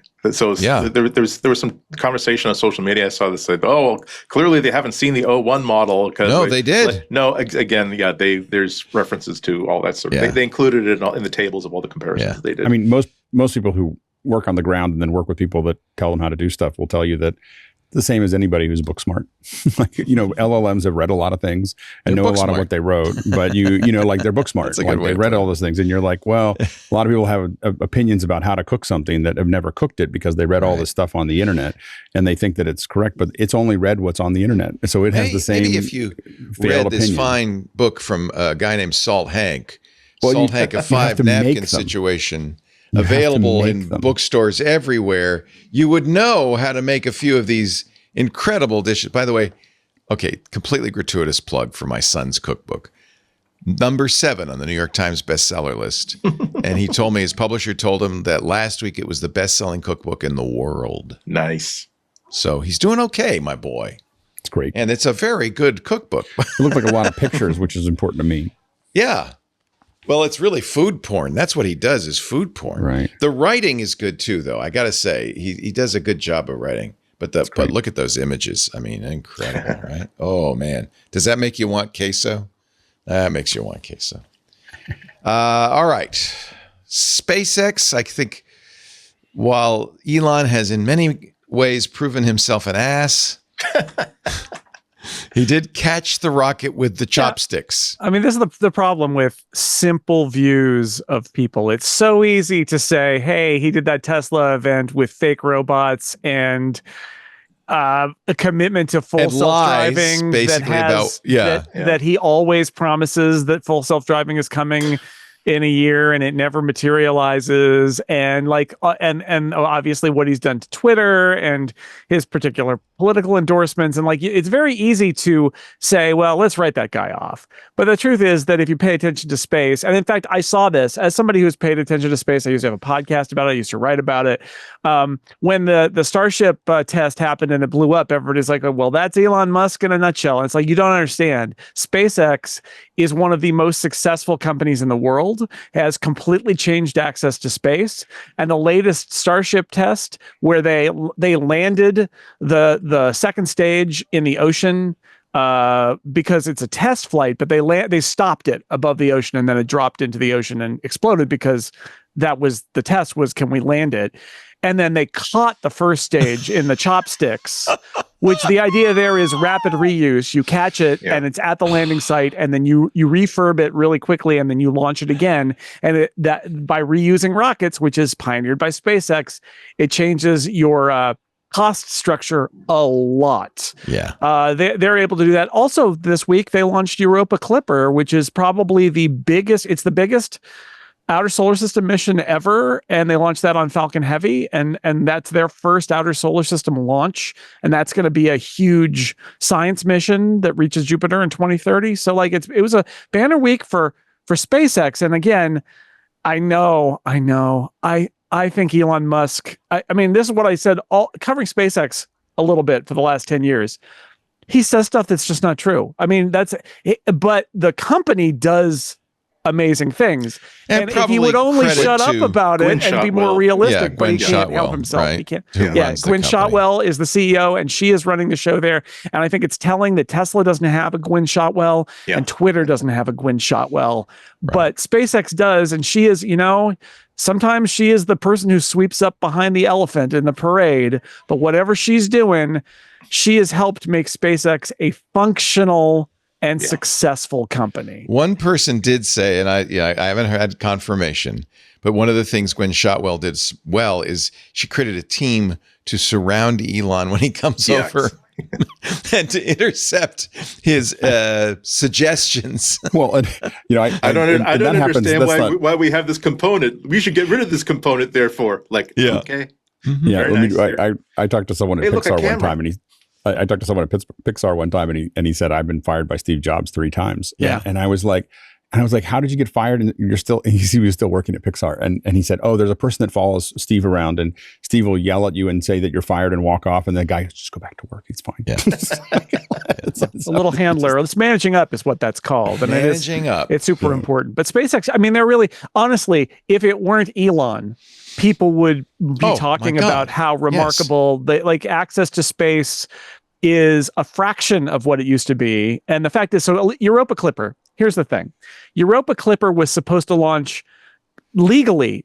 Congress said it had to launch on something called the Space Launch System, which is launched one time and costs several $billion per launch. It's not reusable.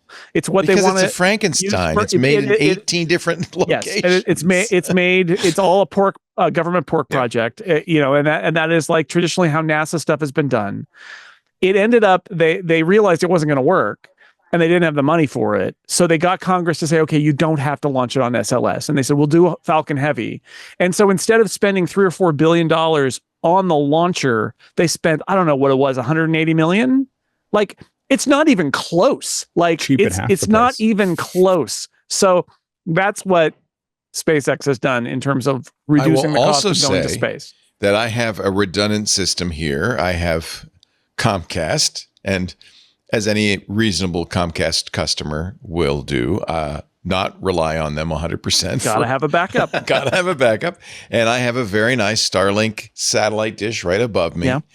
Works perfectly. And with my Ubiquity gear, if the Comcast dies, I'll be back within 10 seconds because Starlink will take over. And the handover is amazing. There's a story out how, speaking of all of this, Starship, so Starlink is building, which is SpaceX, they are building new Starlink satellites that are much, much larger than the existing ones, and they won't fit in the Falcon 9. They will only fit, because that's how Starlink got built, is that once you build reusable rockets and you're SpaceX, you have so much launch capacity and more than the world can provide, honestly. So they're like, well, what can we do? We could do internet satellites. But the new ones that they're building for Starship, they say we'll do gigabit from space to the world. By the way, this and it's not just about Americans, it's about people in places that can't get the internet. That will be able to get the internet. Or the merger between Dish Network and DirecTV, one of the arguments there is that it's going to create a monopoly for people in rural areas who rely on it for internet. But the answer is it won't, because Starlink is also there for people in rural areas who rely on the internet as a competitor. Well, but then this is why the Elon giveth and the Elon taketh away. It is. Because he did offer free Starlink to affected areas from Hurricane Helene. But it turned out they had to buy They had to buy the equipment, which is $500. Yeah. And it was only for the first month. And I believe that's the offer anybody can get from Starlink. Yeah, I got it that too. Yeah. So shameless. Pretty shameless. And yet I keep buying his stuff. I mean, and I understand if people are like, that guy is so toxic that I don't ever want to work with his company. It's like, I get it. The U.S. government can't afford to do that because it is their access to space at this point. That's how the U.S. astronauts get to the International Space Station. Problematic because it gives this kind of unpredictable billionaire a lot of power. Right. Exactly. There's a lot of unpredictable billionaires with a lot of power, more or less these days. Anyway, speaking of which, but they do good stuff. I mean, I just want to say, like, SpaceX, for me, just forget about the guy for a moment. Blowing. The stuff that they do is amazing, and the fact that they caught that rocket on the first try in some metal arms, and they sold it. They sold it as like it's going to blow up. Like, I mean, everybody thought whatever, like everyone talked about it, like it's going to blow up, but tower. It's going to be epic. We're going to try. We're going to drop it. I mean, they were talking about how they can afford to lose it. I do have to say that I love that that's part of their like company philosophy, that the faster we blow these things up, the faster we get to figure out why they blew up, and that'll make us get it to the non-blow up version so much faster. The story of rockets. And actually, I will use this this is not my pick of the week, but I'll throw it out as a bonus, which is Eric Berger is the space writer for Ars Technica, and he is a great writer. And he has 2 books, the latest of which came out last month. It's called Re-Entry, and it's the story of the creation of the SpaceX Falcon 9. And his first book is about the original SpaceX launch. And it very much tells the story of they're about to go bankrupt, but they're still firing off rockets and they're still blowing up and they're trying to get it together. And it is an amazing story because you go from this is never going to work to they have completely dominated the space industry and changed it forever. I mean, and you look it's at amazing. like Good Boeing, books. they can't get the astronauts down because Boeing can't figure out how to make this work, and it's super SpaceX like, to the this rescue. is SpaceX was the crazy one, and NASA contracted Boeing because Boeing will sort it out. Like it's a reliable hedge. That was their hedge against SpaceX doing whatever they're doing. That did not turn out the way anybody expected it. True. If you're grading on the curve, having Boeing in the classroom, I mean, that always helps your overall average. but Boeing is lucky that SpaceX hasn't decided to start building airplanes. Like if they start, they started building 737 planes, and Boeing's in all kinds of trouble. Dan Riccio is moving on, and this might be interesting. Dan was at Apple for 26 years. He both in the Jobs and the Cook era. He's leaving Apple this month. He is the leader of the Vision Products Group. Thousands of engineers report to him. They were told they would become the responsibility of John Turnus, who is, of course, Mark Gurman's pick for the next CEO and is the guy in charge of hardware. I sounded like a knowing laugh, Jason. That's what Gurman said. His pick, like he doesn't have a vote, but he thinks that they're grooming. This is all interesting because Apple has a retention problem, and it's a good kind of problem to have, which is you have senior executives who've been there a long time and had a lot of stock options vest, and they don't need your money anymore, right? They don't need to work anymore. And so how do you keep them? And some of them are going to stay because they're lifers. Like Phil Schiller, they're gonna have to drag him out of there, right? Like I think Phil Schiller's just never going to go. He's like a fellow now or whatever. It doesn't matter. He's still running things and doing stuff, and that's fine. But I think a lot of these people, they have important knowledge. They're trusted. Apple, as we've talked about on this show before, basically can't recruit from the outside at a high level because there's no company that does it like Apple. It's very hard for them to get anybody. They have like John Giannandrea might be seen, head of ML stuff, because he came from Google, as I would say exception to the rule. And even then, it seems to have taken him years to kind of get up to speed with Apple stuff. So what do you do when you've got these people who've been there 20 years and they know everything about everything and they have more money than they will ever be able to spend? It's a real problem. Like, how do you not lose them and then lose your way because that knowledge has disappeared, has left the building? And it seems like Dan Riccio is a good example of you put them in a position that's not the SVP high pressure position, but you keep them around and you pay them and you give them some stuff to work on and you let them sort of like, share what they know with other people, and you let them sort of slowly go out the door. And he apparently was at MIT talking about this thing that he's funding at MIT. And he said, yes, by the way, I'm retiring. Friday's my last day. It was just like a boom, just kind of thing. But like, this is a real ongoing problem for Apple, which is how do you, one, not lose all of your incredibly talented people who are up against the ceiling of all these people who've been there for 20 years? And two, how do you not have a brain drain of all of these incredibly talented people who have so much money that they don't need to be there anymore? They have that kind of money. And so I think this, like Johnny Ive and like Big Bob Mansfield, I think this is another kind of data point of Apple trying to thread that needle. Huge HR, challenge, right? How do you thread the needle to keep people engaged who don't need to be engaged anymore for as long as it takes until they walk away. And with Riccio, it seems like that's what they did here. Yeah, he said he'd been trying to retire for 5 years. Yeah, right. And they like, we can pay you a lot of money so you can fund that thing at MIT, and we'll take a lot of the pressure off of you, and you can have one more run at this and one more fun thing to do. And like, I think it's super smart. They got all the money. Apple does, plus Apple's people do, right? But Apple has all the money, and these people have institutional knowledge that it can be very hard when you lose it. So what does this mean for Vision Pro? Is this bad news for Vision Pro? I don't think so, because I think that his job was probably to get it going. And he was on the retirement path. I mean, you could argue that it's interesting that the guy who had one foot out the door was put in charge of Vision Pro, but I think it was more like one last job, right? That kind of thing. I wouldn't read too much into it. This feels to me like it's a guy who they put him on the glide path. And again, if every company had that kind of money that Apple has, they would do this too, right? You'd take your vice president who has decided to retire. This happened to my uncle. Was an HR VP at a Fortune 500 company, and he got basically told, you have to retire now by his financial planner, because your all of your pensions are going to vest, and like every year you stay, you're actually going to make less money than if you left. And they had to come knock on his door 6 months later and say, can we please hire you as a consultant? Because they had their union negotiations and nobody knew how to negotiate with the union, because that was his job. I was like, that was a brain drain. So it's good for him. He got paid twice.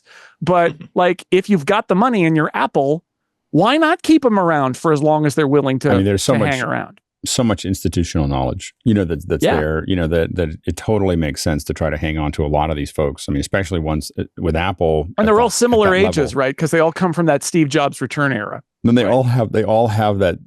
I think that is one thing about how Apple stays so focused, is they all still have the scar tissue of, I mean, Apple still worries about going out of business. Like going out of business. I mean, that was so traumatic, because they were really down to it. I mean, they were down to 6 weeks, of not being there. And I think that left an indelible print on everybody that's been there. And I think it's hard to get the same fear out of people. Maybe Apple does a whole bunch of different things when they stop having that, when that generation moves to moves on and retires. But I think that it's done pretty well for them so far.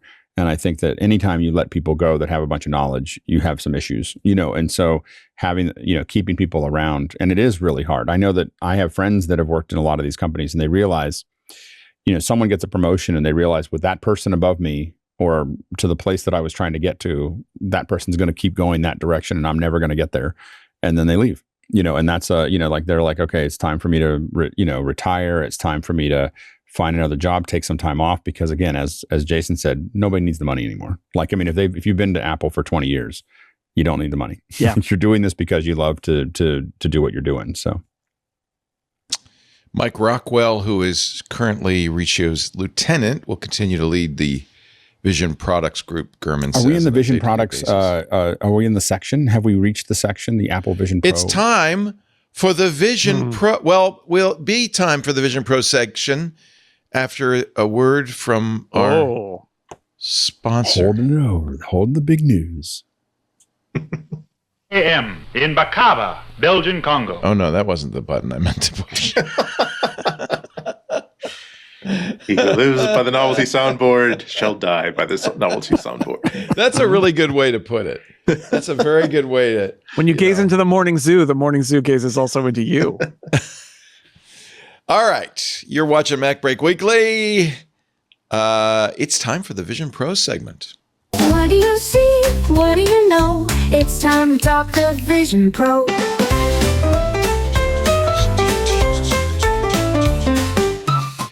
Submerged is out. Did you like it?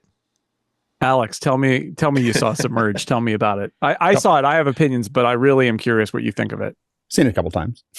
So I think overall, it is the finest 180 degree footage ever released. I mean, and I've worked on a lot of that footage, that type of footage, 360, 180, that type of thing. It is amazing. There are things that story is okay. Like not very compelling story, but I think that it was fine for what they were doing as a technology briefing. I do think that you could make a story in 5 minutes or 7 to. I think that sometimes a feature film director will think of this as like a toy and not really treat it like I really want a true Act 1, Act 2, Act 3. They had those, but it was pretty loose.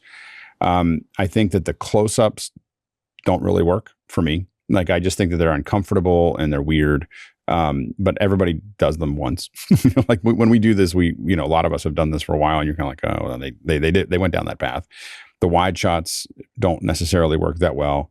The in-between shots are amazing. Like, it is the 3D works, the sparks in the water. I mean, there's some things, as someone who's done this, going from above the water to below the water, that is hard. Like, really hard, Does that mean there's a problem, though, in filmmaking? Because if you can't do a close-up and you can't do a wide shot, that everything has to be a medium shot. It doesn't mean, I think the close-up, so number one is that I think that you can do close-ups. I don't really like them. There's a lot of things about filmmaking I don't like when I see a movie. So it's not like it's, so I don't think that the close-ups work. Or if you do, I think one of the things was they kind of followed the rule of, don't cut too fast, and then you're stuck on this close-up for a long time. That can make you uncomfortable. I like the close-up because I mean, you're right. I don't know if I liked it as much as I liked the idea that I was watching the director think, how do I direct a viewer's attention when I have a 180-degree screen? And the answer was, I'm going to be pushed really close in on this actor, and I'm going to have an incredibly shallow depth of field so that behind him is just kind of fuzzed out, so that you have to look at him. Yeah. But I thought that was interesting. I really kind of liked the wider shots, but they don't feel like film to me. They feel like theater. Well, I still think live theater is good, and it felt like that. And I thought that was wider shots, I really only mean at the very end. The very end, sure. The medium wide shots, or the wide shots in the bunks of the submarine. No, that in the torpedo area. Oh yeah, that too. Yeah, unbelievable. It's good. I mean, as someone who's worked on this for 15 years. There was shots in there that we were just like, that just is so gorgeous, and it's just a gorgeous, and you were concerned last week that it was a conventional director doing it. There are moments like that, those close-ups that are conventional director. There are things that they did. They did this thing in the cafeteria where they're talking back and forth, and the way he used the camera. I think that someone would have really loved to just sit at the end of that table and watch them talk, and let you just, because you can look back and forth. He tried to do some. I think you can see him experimenting, right? Because one of the things that he tried to do to give you a sense of the space, but not do the quick cuts, is he would do the reverse shots. So you end up with there's a wide shot, and then there's the reverse of the same shot. So you don't leave the space, which, like, I get it from a geography standpoint, and I think it functioned that way. But I think you're right, Alex, that maybe that wasn't, like, I love the experiment, but I think that your point of maybe you should just be sitting at the table is maybe the right one there. And I think that there are things that they did that I would never do that I thought. So this is what's great about having a director and them experimenting, and probably having something that's probably close to $1 million a minute to do this. Jeez. Is they did things. That's my guess. Like, if someone asked me to bid on what I just saw, I'd say $1 million a minute. Like, it is super. The money, there's so much money. Why is it so expensive? Is it the shooting? Is it the editing? They built an entire set that has to work in. So building a set that has to work in 360 degrees is not trivial. Like, that is, and especially one with that much detail at that resolution. So the resolution, I don't know exactly what it is per eye, but it was eye. Like, it was super sharp. I mean, and so the thing is every detail has to be there. They have got multiple parts of that set. Then they have this, you have to being able to cover that set at 180 degrees, and then all the bits and pieces of it. And the thing that he did that I would have said, no, don't do that. But when I saw it worked, is he moved the camera really fast. So there's 2 or 3 shots where he goes, and he pushes it, and you feel it in your stomach. You feel like, and that you don't feel in a film. Like, and I was like, those 2 or 3 shots, I was like, we're in a whole different world of filmmaking, because you can now like I was like, whoa, again, I am traditional enough in the 180-degree world. There's a few of us that have been doing this for a long time. That's kind of breaking the rules. Like, don't do that. And he broke the rule, and it created an effect on the viewer, at least for me, that I've never had before watching a regular film. Now, I've had it in 180 before, because if someone screws up with the camera, you get really uncomfortable. But he did just fast enough to give you that feeling without. So now, some people I've talked to it was too much. Like it was that move was too much for them. So for sure. There was a weird shot where the torpedo goes through you, and I was kind of like, I don't know if I need that shot. Like like I thought it was kind of cool, but I was but other people mentioned it too. The torpedo shot I thought was a little off, and I would have just been happy sitting between the tubes and having it just. I think that there's an opportunity as you do filmmaking. One of the things with 180 is I really like being at head height, watching the scene occur and experiencing that scene, and not necessarily having you have to drive my viewer. Like there was a point where he's trying to close the tube and you're looking ahead and you're caught over here, and then suddenly you realize you look over to one side and he's trying to close this thing up and you're like, oh, I missed that part. You know, when you watch, and it gives you an opportunity, even though it's short, you wanted to watch it a couple times because you knew that you were missing things. And I also thought that you may end up with stories that are not 2 hours long, but you may watch them for 2 hours because there's other things to see in that area. The 3D, again, the resolution, amazing. There's no shadowing that we see. Like a lot of times, there's just all kinds of problems with 180, and they solve them with hardware or software. I'm not sure which. I think some of those close-ups might not have been those 180 cameras. I think they might have been a more traditional production pipeline to do that. I think that would be very hard to do with the 180 cameras. So there's a bunch of things that they did there, but I think that it's really an entirely different medium, and and I think that it took it way further than I expected. Like so, I have quibbles about it, but it is like if they start releasing a lot of footage at that level. It's pretty, and someone asked me like, is that going to get more people to buy more headsets? And I was like, no, but the current owners will get a lot cockier. Yeah. And I suspect there are a bunch of filmmakers out there who are watching this and thinking, oh, I want to try that sometime. Maybe Apple should give me a lot of money, because what I got the sense is that, what is it, Edward Berger is, I think, the name of the director. He's a pro, and he's a good director. And it's very clear he was very thoughtful about what he wanted to try here. And some of the things are a little experimental, and to Alex's point, there's some push in and pull back shots that are slower, and I thought I like that. I like that there's camera movement. And there's one where it pushes in and actually tracks to the right, I think. Yeah. And like I like that. And then he does the fast one, and I'm like, oh, I don't know what I think about that one, but I love that he was trying all of that stuff. I love that he did not do the ESPN, quick cut thing. There's no shaky cam because you can't do that. No, but instead, what I got out of it is, the sets are amazing, and it reminded me of an experience like the Star Wars thing at Disneyland, where you have to build an intricate set because you don't know where the people are looking because they're just walking through it, and it's like that. You can look anywhere, and so the set was amazing. And then, like I said, I really like the live theater vibe I got. There was a shot where you are in the bunks with the crewman, and the one crewman wakes up, and like it was like watching a theater presentation, because in that moment, it's all on the actor. Mm. All you can do is watch the actor, his whole body. He's flinging his legs over the side. He's acting, and it's so much like he's on the stage and I'm watching him, where I have to do the watching, right? He has to perform with his whole body. The camera's not going to zoom in. He's gonna have to perform, and then I, as the viewer, get to decide sort of like how I observe this scene. And that's not film, it's theater, but I dug it. I thought it was pretty cool. And I think that the hard part is, if you watch it a couple times, not the first time I saw it, but you watch it a couple times, not all the actors are hitting it on all cylinders for every take. And the thing is that that's something that's harder in 180, because even, in film, you're doing this one little clip and there's only one person that has to really, or a handful of people that really have to nail it.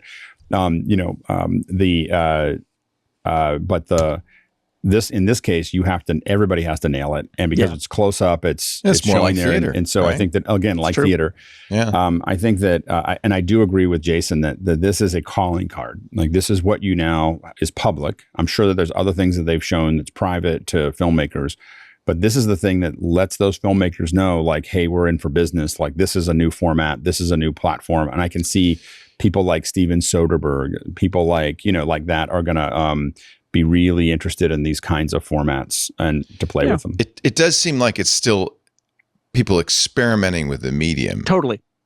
I would say with film in general, people are experimenting with the medium. I mean, if you look at I mean, I think Tenet's an experiment in the medium. I think that The Matrix was an experiment in the medium. I mean, I think that we are always changing the Matrix. Like, there's a lot of things about the Matrix, about like the bullet time and the other things like that, there was I think that I read this interview. I think that Will Smith looked at they wanted Will Smith to be Neo.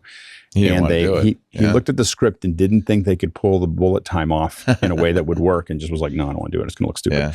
Yeah. So I think that I think that we experiment. There's a difference though between novelty, attempting to introduce new ideas and novelty into an existing medium.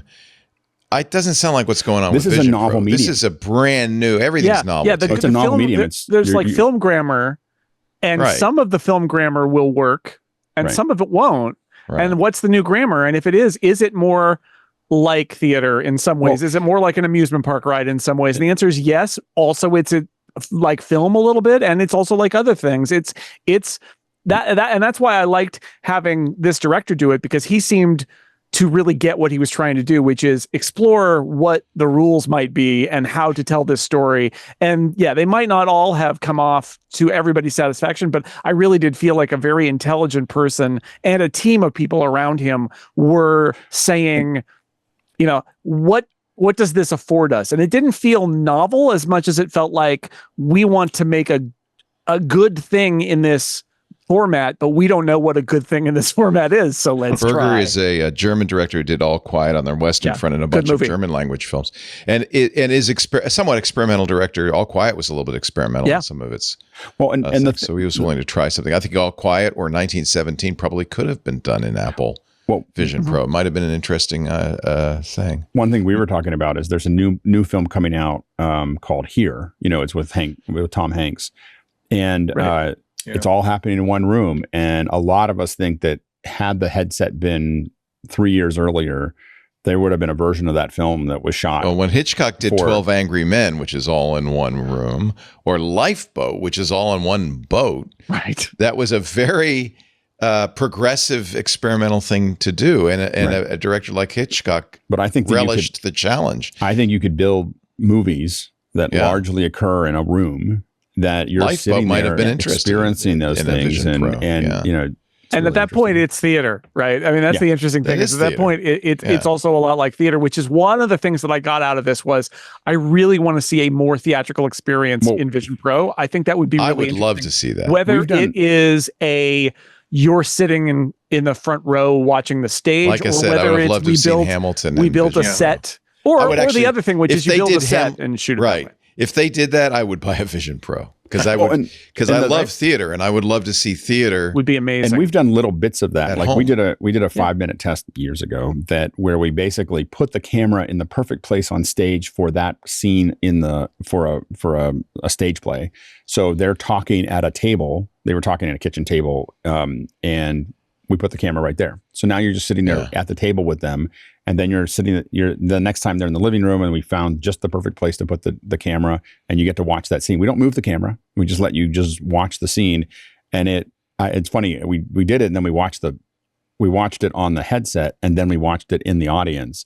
And after you watch it on the headset, it's really hard to go back to the audience because you were so close. Like you were right there, and they're used to being always on, because that's how that works. That's how theater works. And I think you will see theater companies doing some of these things for the headset. And again, one of the big things that's happening at the same time as this is the Blackmagic camera. If the Blackmagic camera is anywhere near what the specs are that Apple talked about at WWDC, suddenly you have a lot of people with, you're promoting it, you're putting this, and I think that Apple's had it feels like they have a lot of powder that's dry that they can start to roll this stuff out. But I think they needed to have a camera available to do it that wasn't an art project. And I think that's where the Blackmagic camera comes in. And so I think it's going to be really interesting to see what happens there. I think that the press release, or something that someone showed on one of the websites when I was looking at it, was talking about the fact that there's 150 3D movies. I think that's already exists. I mean, I think that they were talking there about 3D movies. Like you have to understand there's 3D, and then there's spatial, and then there's 180 degrees. And those are all three different things. Like there's the 3D films I would say the 3D films are converted to 3D. They already existed. You already have those. The spatial stuff shot with the like for instance the phone is a different thing. It's closer to the 3D, and then the 180 spatial is what we saw in this one film. And I think we're going to see a lot more. I don't think we're going to see 150 titles in the next 3 months. I think we're going to see maybe something every month, every couple weeks. We'll get something new to look at. But I think it's going to put a lot of pressure on it. There is a list. I will give you the list, but first I want to correct myself. Thank you, Stephen Montagna, in the YouTube chat. 12 Angry Men was Sidney Lumet. Although, interestingly, it was a stage play and a teleplay. There was, it made sense to turn that into and Lifeboat was Hitchcock and All on a Boat. Well, coming up. Yeah, and I just wanted to say about live theater, like, I love live theater. Live theater, I don't think this is going to replace live theater or anything. Sometimes people get really upset about it. There's the live thing. But right? one of the but in terms of access, sometimes you can't get to a theatrical presentation. Sometimes there are complications there. And also for a lot of struggling theaters, if you had the ability eventually, and this happened during the pandemic a lot, to have, in addition to your theatrical run, have a period of a month or whenever where you could watch their presentation, and then maybe it goes in the vault or whatever. Like, there's access to things that you might otherwise not have access to. That's why they shot Hamilton, but didn't release. They shot it with the original cast, but didn't release it for years. Yeah. Can you do a Vision Pro that's just proscenium, a 180, or does it? It doesn't have to be. Right? It's 180. These are all 180s. This is 180. Yeah. Okay. Yeah, these are all. And then the second question people are asking: is there any way to watch this without a Vision Pro? No, not at the moment. Although I think in the long run, it will be an interesting question, right? Like, could you make a movie like this and do a different version of it for a different format? But there was a Steven Seagal movie in 2005 called Submerged you could watch instead. Great. The interesting thing is that the other side of this, though, is to show, I think that what we might see, and I don't know this for any fact, but I think that what could be compelling also is one of the most expensive parts of these are the sets, right? To the sets, having the actors there, everything else. It's not very expensive to put that camera in the system the way that, the way that it's set up. I could definitely see Apple doing something with Silo or doing something with something else where here's a scene that you already saw, but this is the scene and you get to experience that's that one nice scene. The rumor was that they were doing that with Monarch Legacy of Monsters, and it turned out that if they did it didn't work out and they didn't release it. Exactly. And I think that makes a lot of sense of just you get to go and watch, and you can imagine like that scene and you really want to feel like you're there.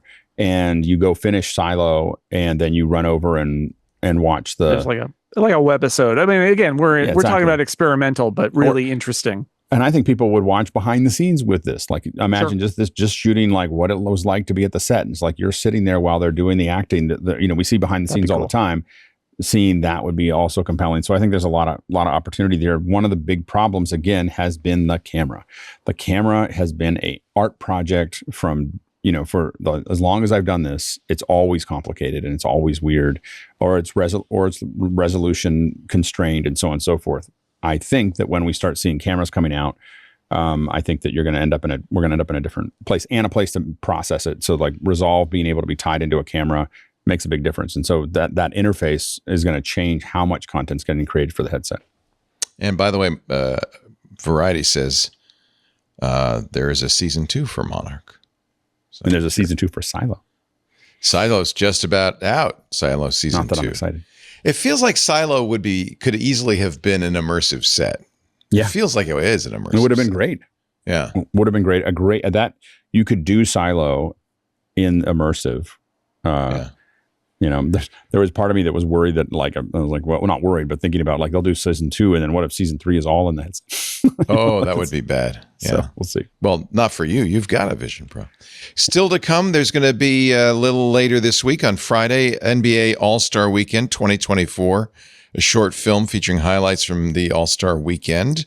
I'm a little late for that. The new season's about to begin, but okay. Once they say highlights, I'm like, oh, it's going to hurt. Like, it's just not, it's the highlight stuff they've done. The highlight reels that Apple's done so far have been so bad. The thing they do well, and they're going to do more of, is this one-on-one with artists. They've got The Weeknd has an immersive music video for a brand new song sometime in November. Concert for One, similar to the Alicia Keys video. An official Concert for One series comes later this year. First one features British singer-songwriter Ray. 2 new episodes in Apple's Adventure series. which follows pioneering athletes as they take on awe-inspiring, terrifying challenges. The first follows a free diver attempting to beat his record for the longest distance under ice with a single breath. Sounds awful. It'll arrive in December. And then there's another episode that takes place in Mallorca and features free solo climbing. That's early next year. The first episode of Elevated arrived in September, expands to global viewers today. Second episode coming in early 2025. Will transport viewers, this is more my speed, to a crisp and serene autumn in New England. Yeah, to Maine. I can handle that. I think it says something that they're basically trying to line up one a month here. The All-Star Weekend, I'll say it again. I think it's really interesting that it takes so long. Like, it's All-Star Weekend. It's not even the final. It's All-Star Weekend. So you're talking about like 6 months ago. 6 months. It's a long time ago. So what's the issue with the pipeline, or is it about rights, or what's going on there? I don't even know. We talked about the cameras being there. Right. Yeah. Right. But did they learn anything from the MLS highlights? Is this going to be, to Alex's point, are we going to be more sort of positioned to watch Steph Curry and Sabrina Ionescu do their 3-point challenge from the court instead of it being just like a really short thing? Like we get to stand there and watch them knock down 3-pointers. That would be fun. But is it going to be that, or is it going to be a 5-minute highlight package with quick cuts that's really disconcerting and weird? I hope not, but probably. We'll see. And that's your Vision Pro segment. Now you see, now you know, we're done talking the Vision Pro.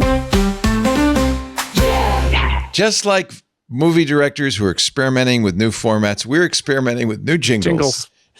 here on MacBreak Weekly.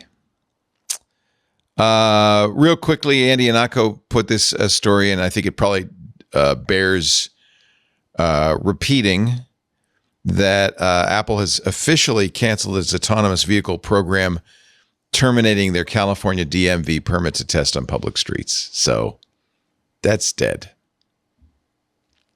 RIP. MacReports.com. RIP, the Apple self-driving car. Yeah. Let us break, and then you're going to have picks of the week. And remember, I want from you, very important, your musical picks of the week. You're watching MacBreak Weekly. Andy Anako, Alex Lindsay, and Jason Snell. Let's kick off the picks of the week with you, Mr. Snell. Oh, my. My software pick of the week is a new app that I just heard about today, actually. So relatively new. It's in the Mac App Store. It is $4 in-app purchase. You can try it for free. It's called Polycapture.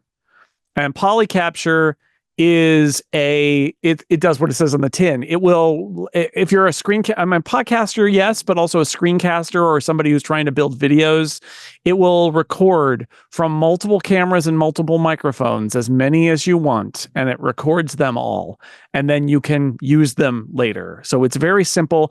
Also, I'd say, and also Windows on your screen, if you want to do screen recordings, puts them all in the same place, gives you access to all those files. It's rudimentary in the sense that you don't get a lot. There are not a lot of settings. You can't say, save this out as an MP3. It all saves it as, a single. It's like a stereo CAF file or whatever for audio. But the fact that you can make a utility that does capturing and put it in the Mac App Store, and it actually works. It actually is in there, and you give it permission to do all the things, and it does all the things, and the price is pretty nice. So it's not necessarily a replacement for an all-purpose audio tool like Audio Hijack, or for a screencasting production and editing workflow like ScreenFlow, but I think it has a place as a relatively low-cost tool if you want to capture, for example, multiple video streams and multiple audio streams on your Mac, and then edit it together yourself later. Nice. And cheap, $4 IAP, not bad from App Ahead Studio. It's Polycapture. So that's my pick of the week. Now, for artist pick of the week, Leo, I think the question is it okay? My favorite band that currently exists is the 1975. Have you ever heard them? Never heard them. Okay. Well, that's going to be my number one pick then. And I would also say to balance this with a female artist, because that's a bunch of guys, I will go with Holly Humberstone, who is a British singer, and she is awesome to and has worked with the guys in the 1975. So I got a whole list here. I didn't even get to Sam Fender, who's like a young Bruce Springsteen. I didn't get to Boy Genius, which is the women indie supergroup.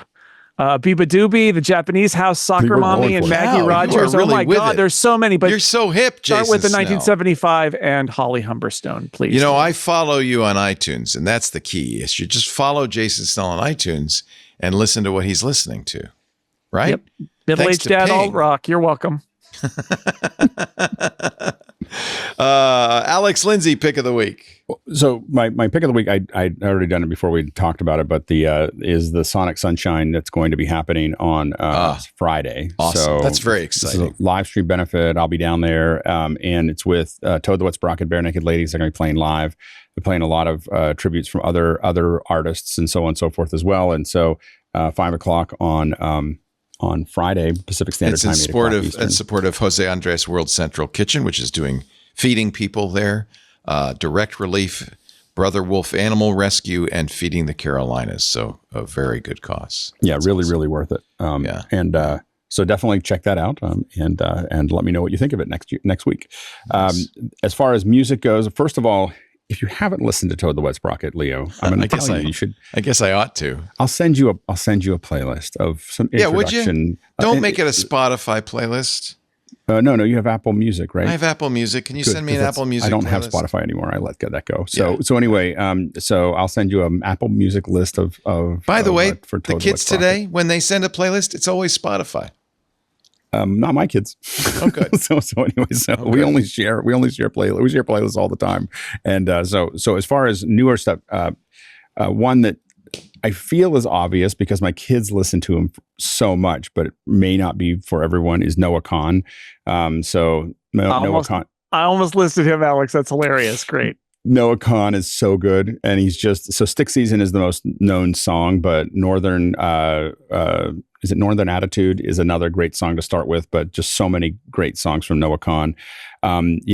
Also, if we're also getting a couple in Haley Hendricks, probably her best known. She just played in Sacramento. One of her best known songs is Bug Collector, which is all she had. She remarkably didn't play that song when she was on the little tiny desk on NPR, but she's amazing. Ella Jane, Sellout is a really good song to start. The Sellout is a good one to start with, and of course, to go back a little bit. If you haven't listened to Elliott Smith, he's no longer with us. Ooh. I have listened to him. Yeah. I mean, every time I listen to that, some of his two albums are just it's so good. He's so good. Angelus, I would start with Angelus because it's just such a not a happy. John Ashley, you writing this all down? You're going to put it in the show notes for me? Yeah, and then and finally, I'll put a bunch of links in the Discord too. So my final one. We just weren't ready for one pick. Matt, the Electrician. So good. You've mentioned him before. I love Matt. Who could forget I made him on Matt my picks. You got to check it out. The Bear. Start with The Bear. If you grew up in the country and you live in the city, you got to listen to The Bear. It is a love letter to growing up in the country, and then not necessarily a love letter for the city. but anyway, but we should do this every week, but we don't have to. You've got enough to listen to for the next 6 years. But no, we can keep going. Good. And that is one of the features I really like about Apple Music. You can follow your friends and see what they're listening to. And honestly, that's a great way to discover new artists. But then you'll be like, why does Alex listen to the same song over and over? And I'm very repetitive, so I'm not a very good person to follow because I'll get into a song and I'll literally listen to it until I know all the words. We know that Andy's going to recommend Diana Damaro, but we'll give him a chance anyway. Andy Anako, your pick of the week. Mine's kind of a light pick. Erica Moen is one of my favorite graphic novelist artists. She's just terrific. But apart from that, she created a new account on Blue Sky of just sources of free art. As a way to combat the use of artificial intelligence based art. So if you go to the profile publicdomain.bluesky.local, she just started last week, so it's not hugely populated yet. But she founded it based on the Library of Congress's image collections. They have a whole bunch of huge collections too. Exactly. Really and a lot of them amazing. Are like organized by category, and all of them in these categories are free to use. If you go to loc.gov, libraryofcongress.gov, free-to-use, and just, hey, look, it's a free picture of Cab Calloway. Like, hey, look, it's free pictures of like early automobiles. And there's kind of freedom of like knowing that like this is creative work, and of course you're gonna use the attribution, but like that it's free to use. It's actual human hand work. I love that. Tourism posters. It's like you know what? It's kind of like a bummer to try to use like Midjourney when you have like, oh wow, this is actually like really cool, amazing art that I actually want to write something based so I can use this as an illustration of that thing that I want to write. And I'm sure that she's going to keep it updated with all kinds of like new stuff. So many like national museums just have an entire collections of here is stuff that we have in our holdings that we are going to certify is copyright free. You can use it however you'd like. And here are super, super high resolution versions of it. I actually have on my wall right now, the Boston Public Library has digitized all of its collections now. And so they made these huge like poster size scans of like travel posters for Boston, one of which features the Boston Public Library. And so I actually had that sent it out to have it printed out. And it's just gorgeous. And it cost me a few bucks to like, have something big printed. But the idea of like browsing through and saying, I would like to have that on my wall and not have to go to eBay and hope that it actually comes through. But actually say, oh, great, it's free, it's part of our heritage now, it belongs to everybody, and I'm going to take advantage of that. And I want this poster. When attending the World's Fair, visit beautiful Seacliff, 250-foot altitude, no mosquitoes. Yes. Sponsored by the village of Seacliff. This is great. What a great collection of interesting and unusual. And by the way, NASA's picture of the week is in there as well. I mean, there's great. It's all kinds of stuff. So really nice. Good pick. Thank you, Andy. Art in the public domain, publicdomain.bsky.social. And did you want to pick an artist? One of the new hip young artists you're listening to these days? Well, you're asking for a new artist. And usually like I'm on like at least like a 10-year delay. So Chappelle Rowan is not necessarily brand new. She's like, and not necessarily a hidden feature. She's pretty new. That's pretty new. I think that's as new as their guys. Man, like I forget how she got on my radar a few months ago. But as soon as I listened to like the Rise and Fall of a Midwest Princess, it started off as like kind of the way that like Alex mentioned of, okay, it's going to go 45 seconds click, 45 seconds click. But it turned out to be like 45 seconds add to favorites, but keep listening. Nice. And then like stopping what I'm doing and like listening to the next track and the next track and the next track. It's really something. It's an experience. Nice. All right. It's pretty super. The Rise and Fall of a Midwest Princess from our New Englander, Andy Anatko. GBH Boston, and I will slide down if I'm expected to have an operatic pick. One of my favorite albums from the past 5 years, Kate Lindsay, mezzo soprano. It's called Tirano, Toranno. It's mostly Handel, mostly like Baroque, but it's just simply her voice and an instrument, and it's like another one of those things where if you're in the mood of I just want something in the background that will make me calm and something be beautiful, it'll work for that. Don't be surprised if you're actually sitting down and relaxing, you don't fall asleep because you're just like swimming in this beautiful, like warm pool of music. Nice. Absolutely lovely. I don't normally do a pick of the week, but this isn't really for the Apple show, but I finally got, and I will be showing off on Windows Weekly, the Snapdragon Dev Kit for Windows that was promised in July, and I thought I wouldn't get it till next year, has finally arrived. So I will have some of things, and I bet you Richard Campbell will have something to show tomorrow on Windows Weekly. So I'll leave that unboxing for tomorrow. I don't think any of you care about any of that. Thank you, Andrew. GBH a week from Thursday. Look forward to that. GBHnews.org. Listen to it live or later. Alex Lindsay, graymatter.show. Want to hear that Malcolm Gladwell, his new book is kind of a return to the tipping point, and I think it'll be very interesting to hear him talk about that. Really good interview. And of course, officehours.global. Go, go, go every day. And Jason Snell, 6colors.com. October 31st, the Apple results will come out. Spooky. And I think you're going to use more than orange and black for your probably charts. Yeah. Maybe I'll try to slide some Halloween themes in there. But yeah, there is usually an orange. Some bats. So the orange will be there. Thank you, Jason. Thank you, Andy. Thank you, Alex. Thanks to all of you, especially a special thanks to our Club Twit members who make this show possible. Your $7 a month is incredibly valuable to us. Don't think it's not. And you could give us more if you wish. But we do want to give you some benefits. So you get ad-free versions of this show and all the shows we do. You get video plus audio for a lot of the shows we only put out as audio in the public. You get to watch behind-the-scenes content. Coming up on Friday, we're going to do another Coffee Clatch with Mark Prince from The Coffee Geek. And we're going to talk with a coffee connoisseur, the woman who picks my beans. It should be a lot of fun. And I spell beans with a Z. Not a euphemism. Not a euphemism. And actually, she doesn't pick them. She selects them. So let's get that straight.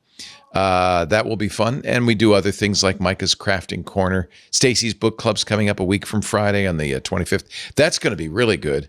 It's Adrian Tchaikovsky's service model, which is quite great. Best book I've read in the last year. Yeah, I really enjoyed it. I listened to him read it on Audible, and he has quite a posh English accent, which is perfect for Charles. It's about AI, it's about robots, and it's about the end of the world. But we'll be talking about that on in Club Twit. All of that for $7 a month. Join the club. Go to twit.tv/clubtwit or scan the QR code in the upper left of your screen. We would love to have you in the club. I didn't even mention the Discord, which is where the club members gather, and there's always a lot of good stuff going on. I am going to revive my call-in radio show, but this time it won't just be tech. Sometime soon, and that will be a club-only experience. I will fill you in on that.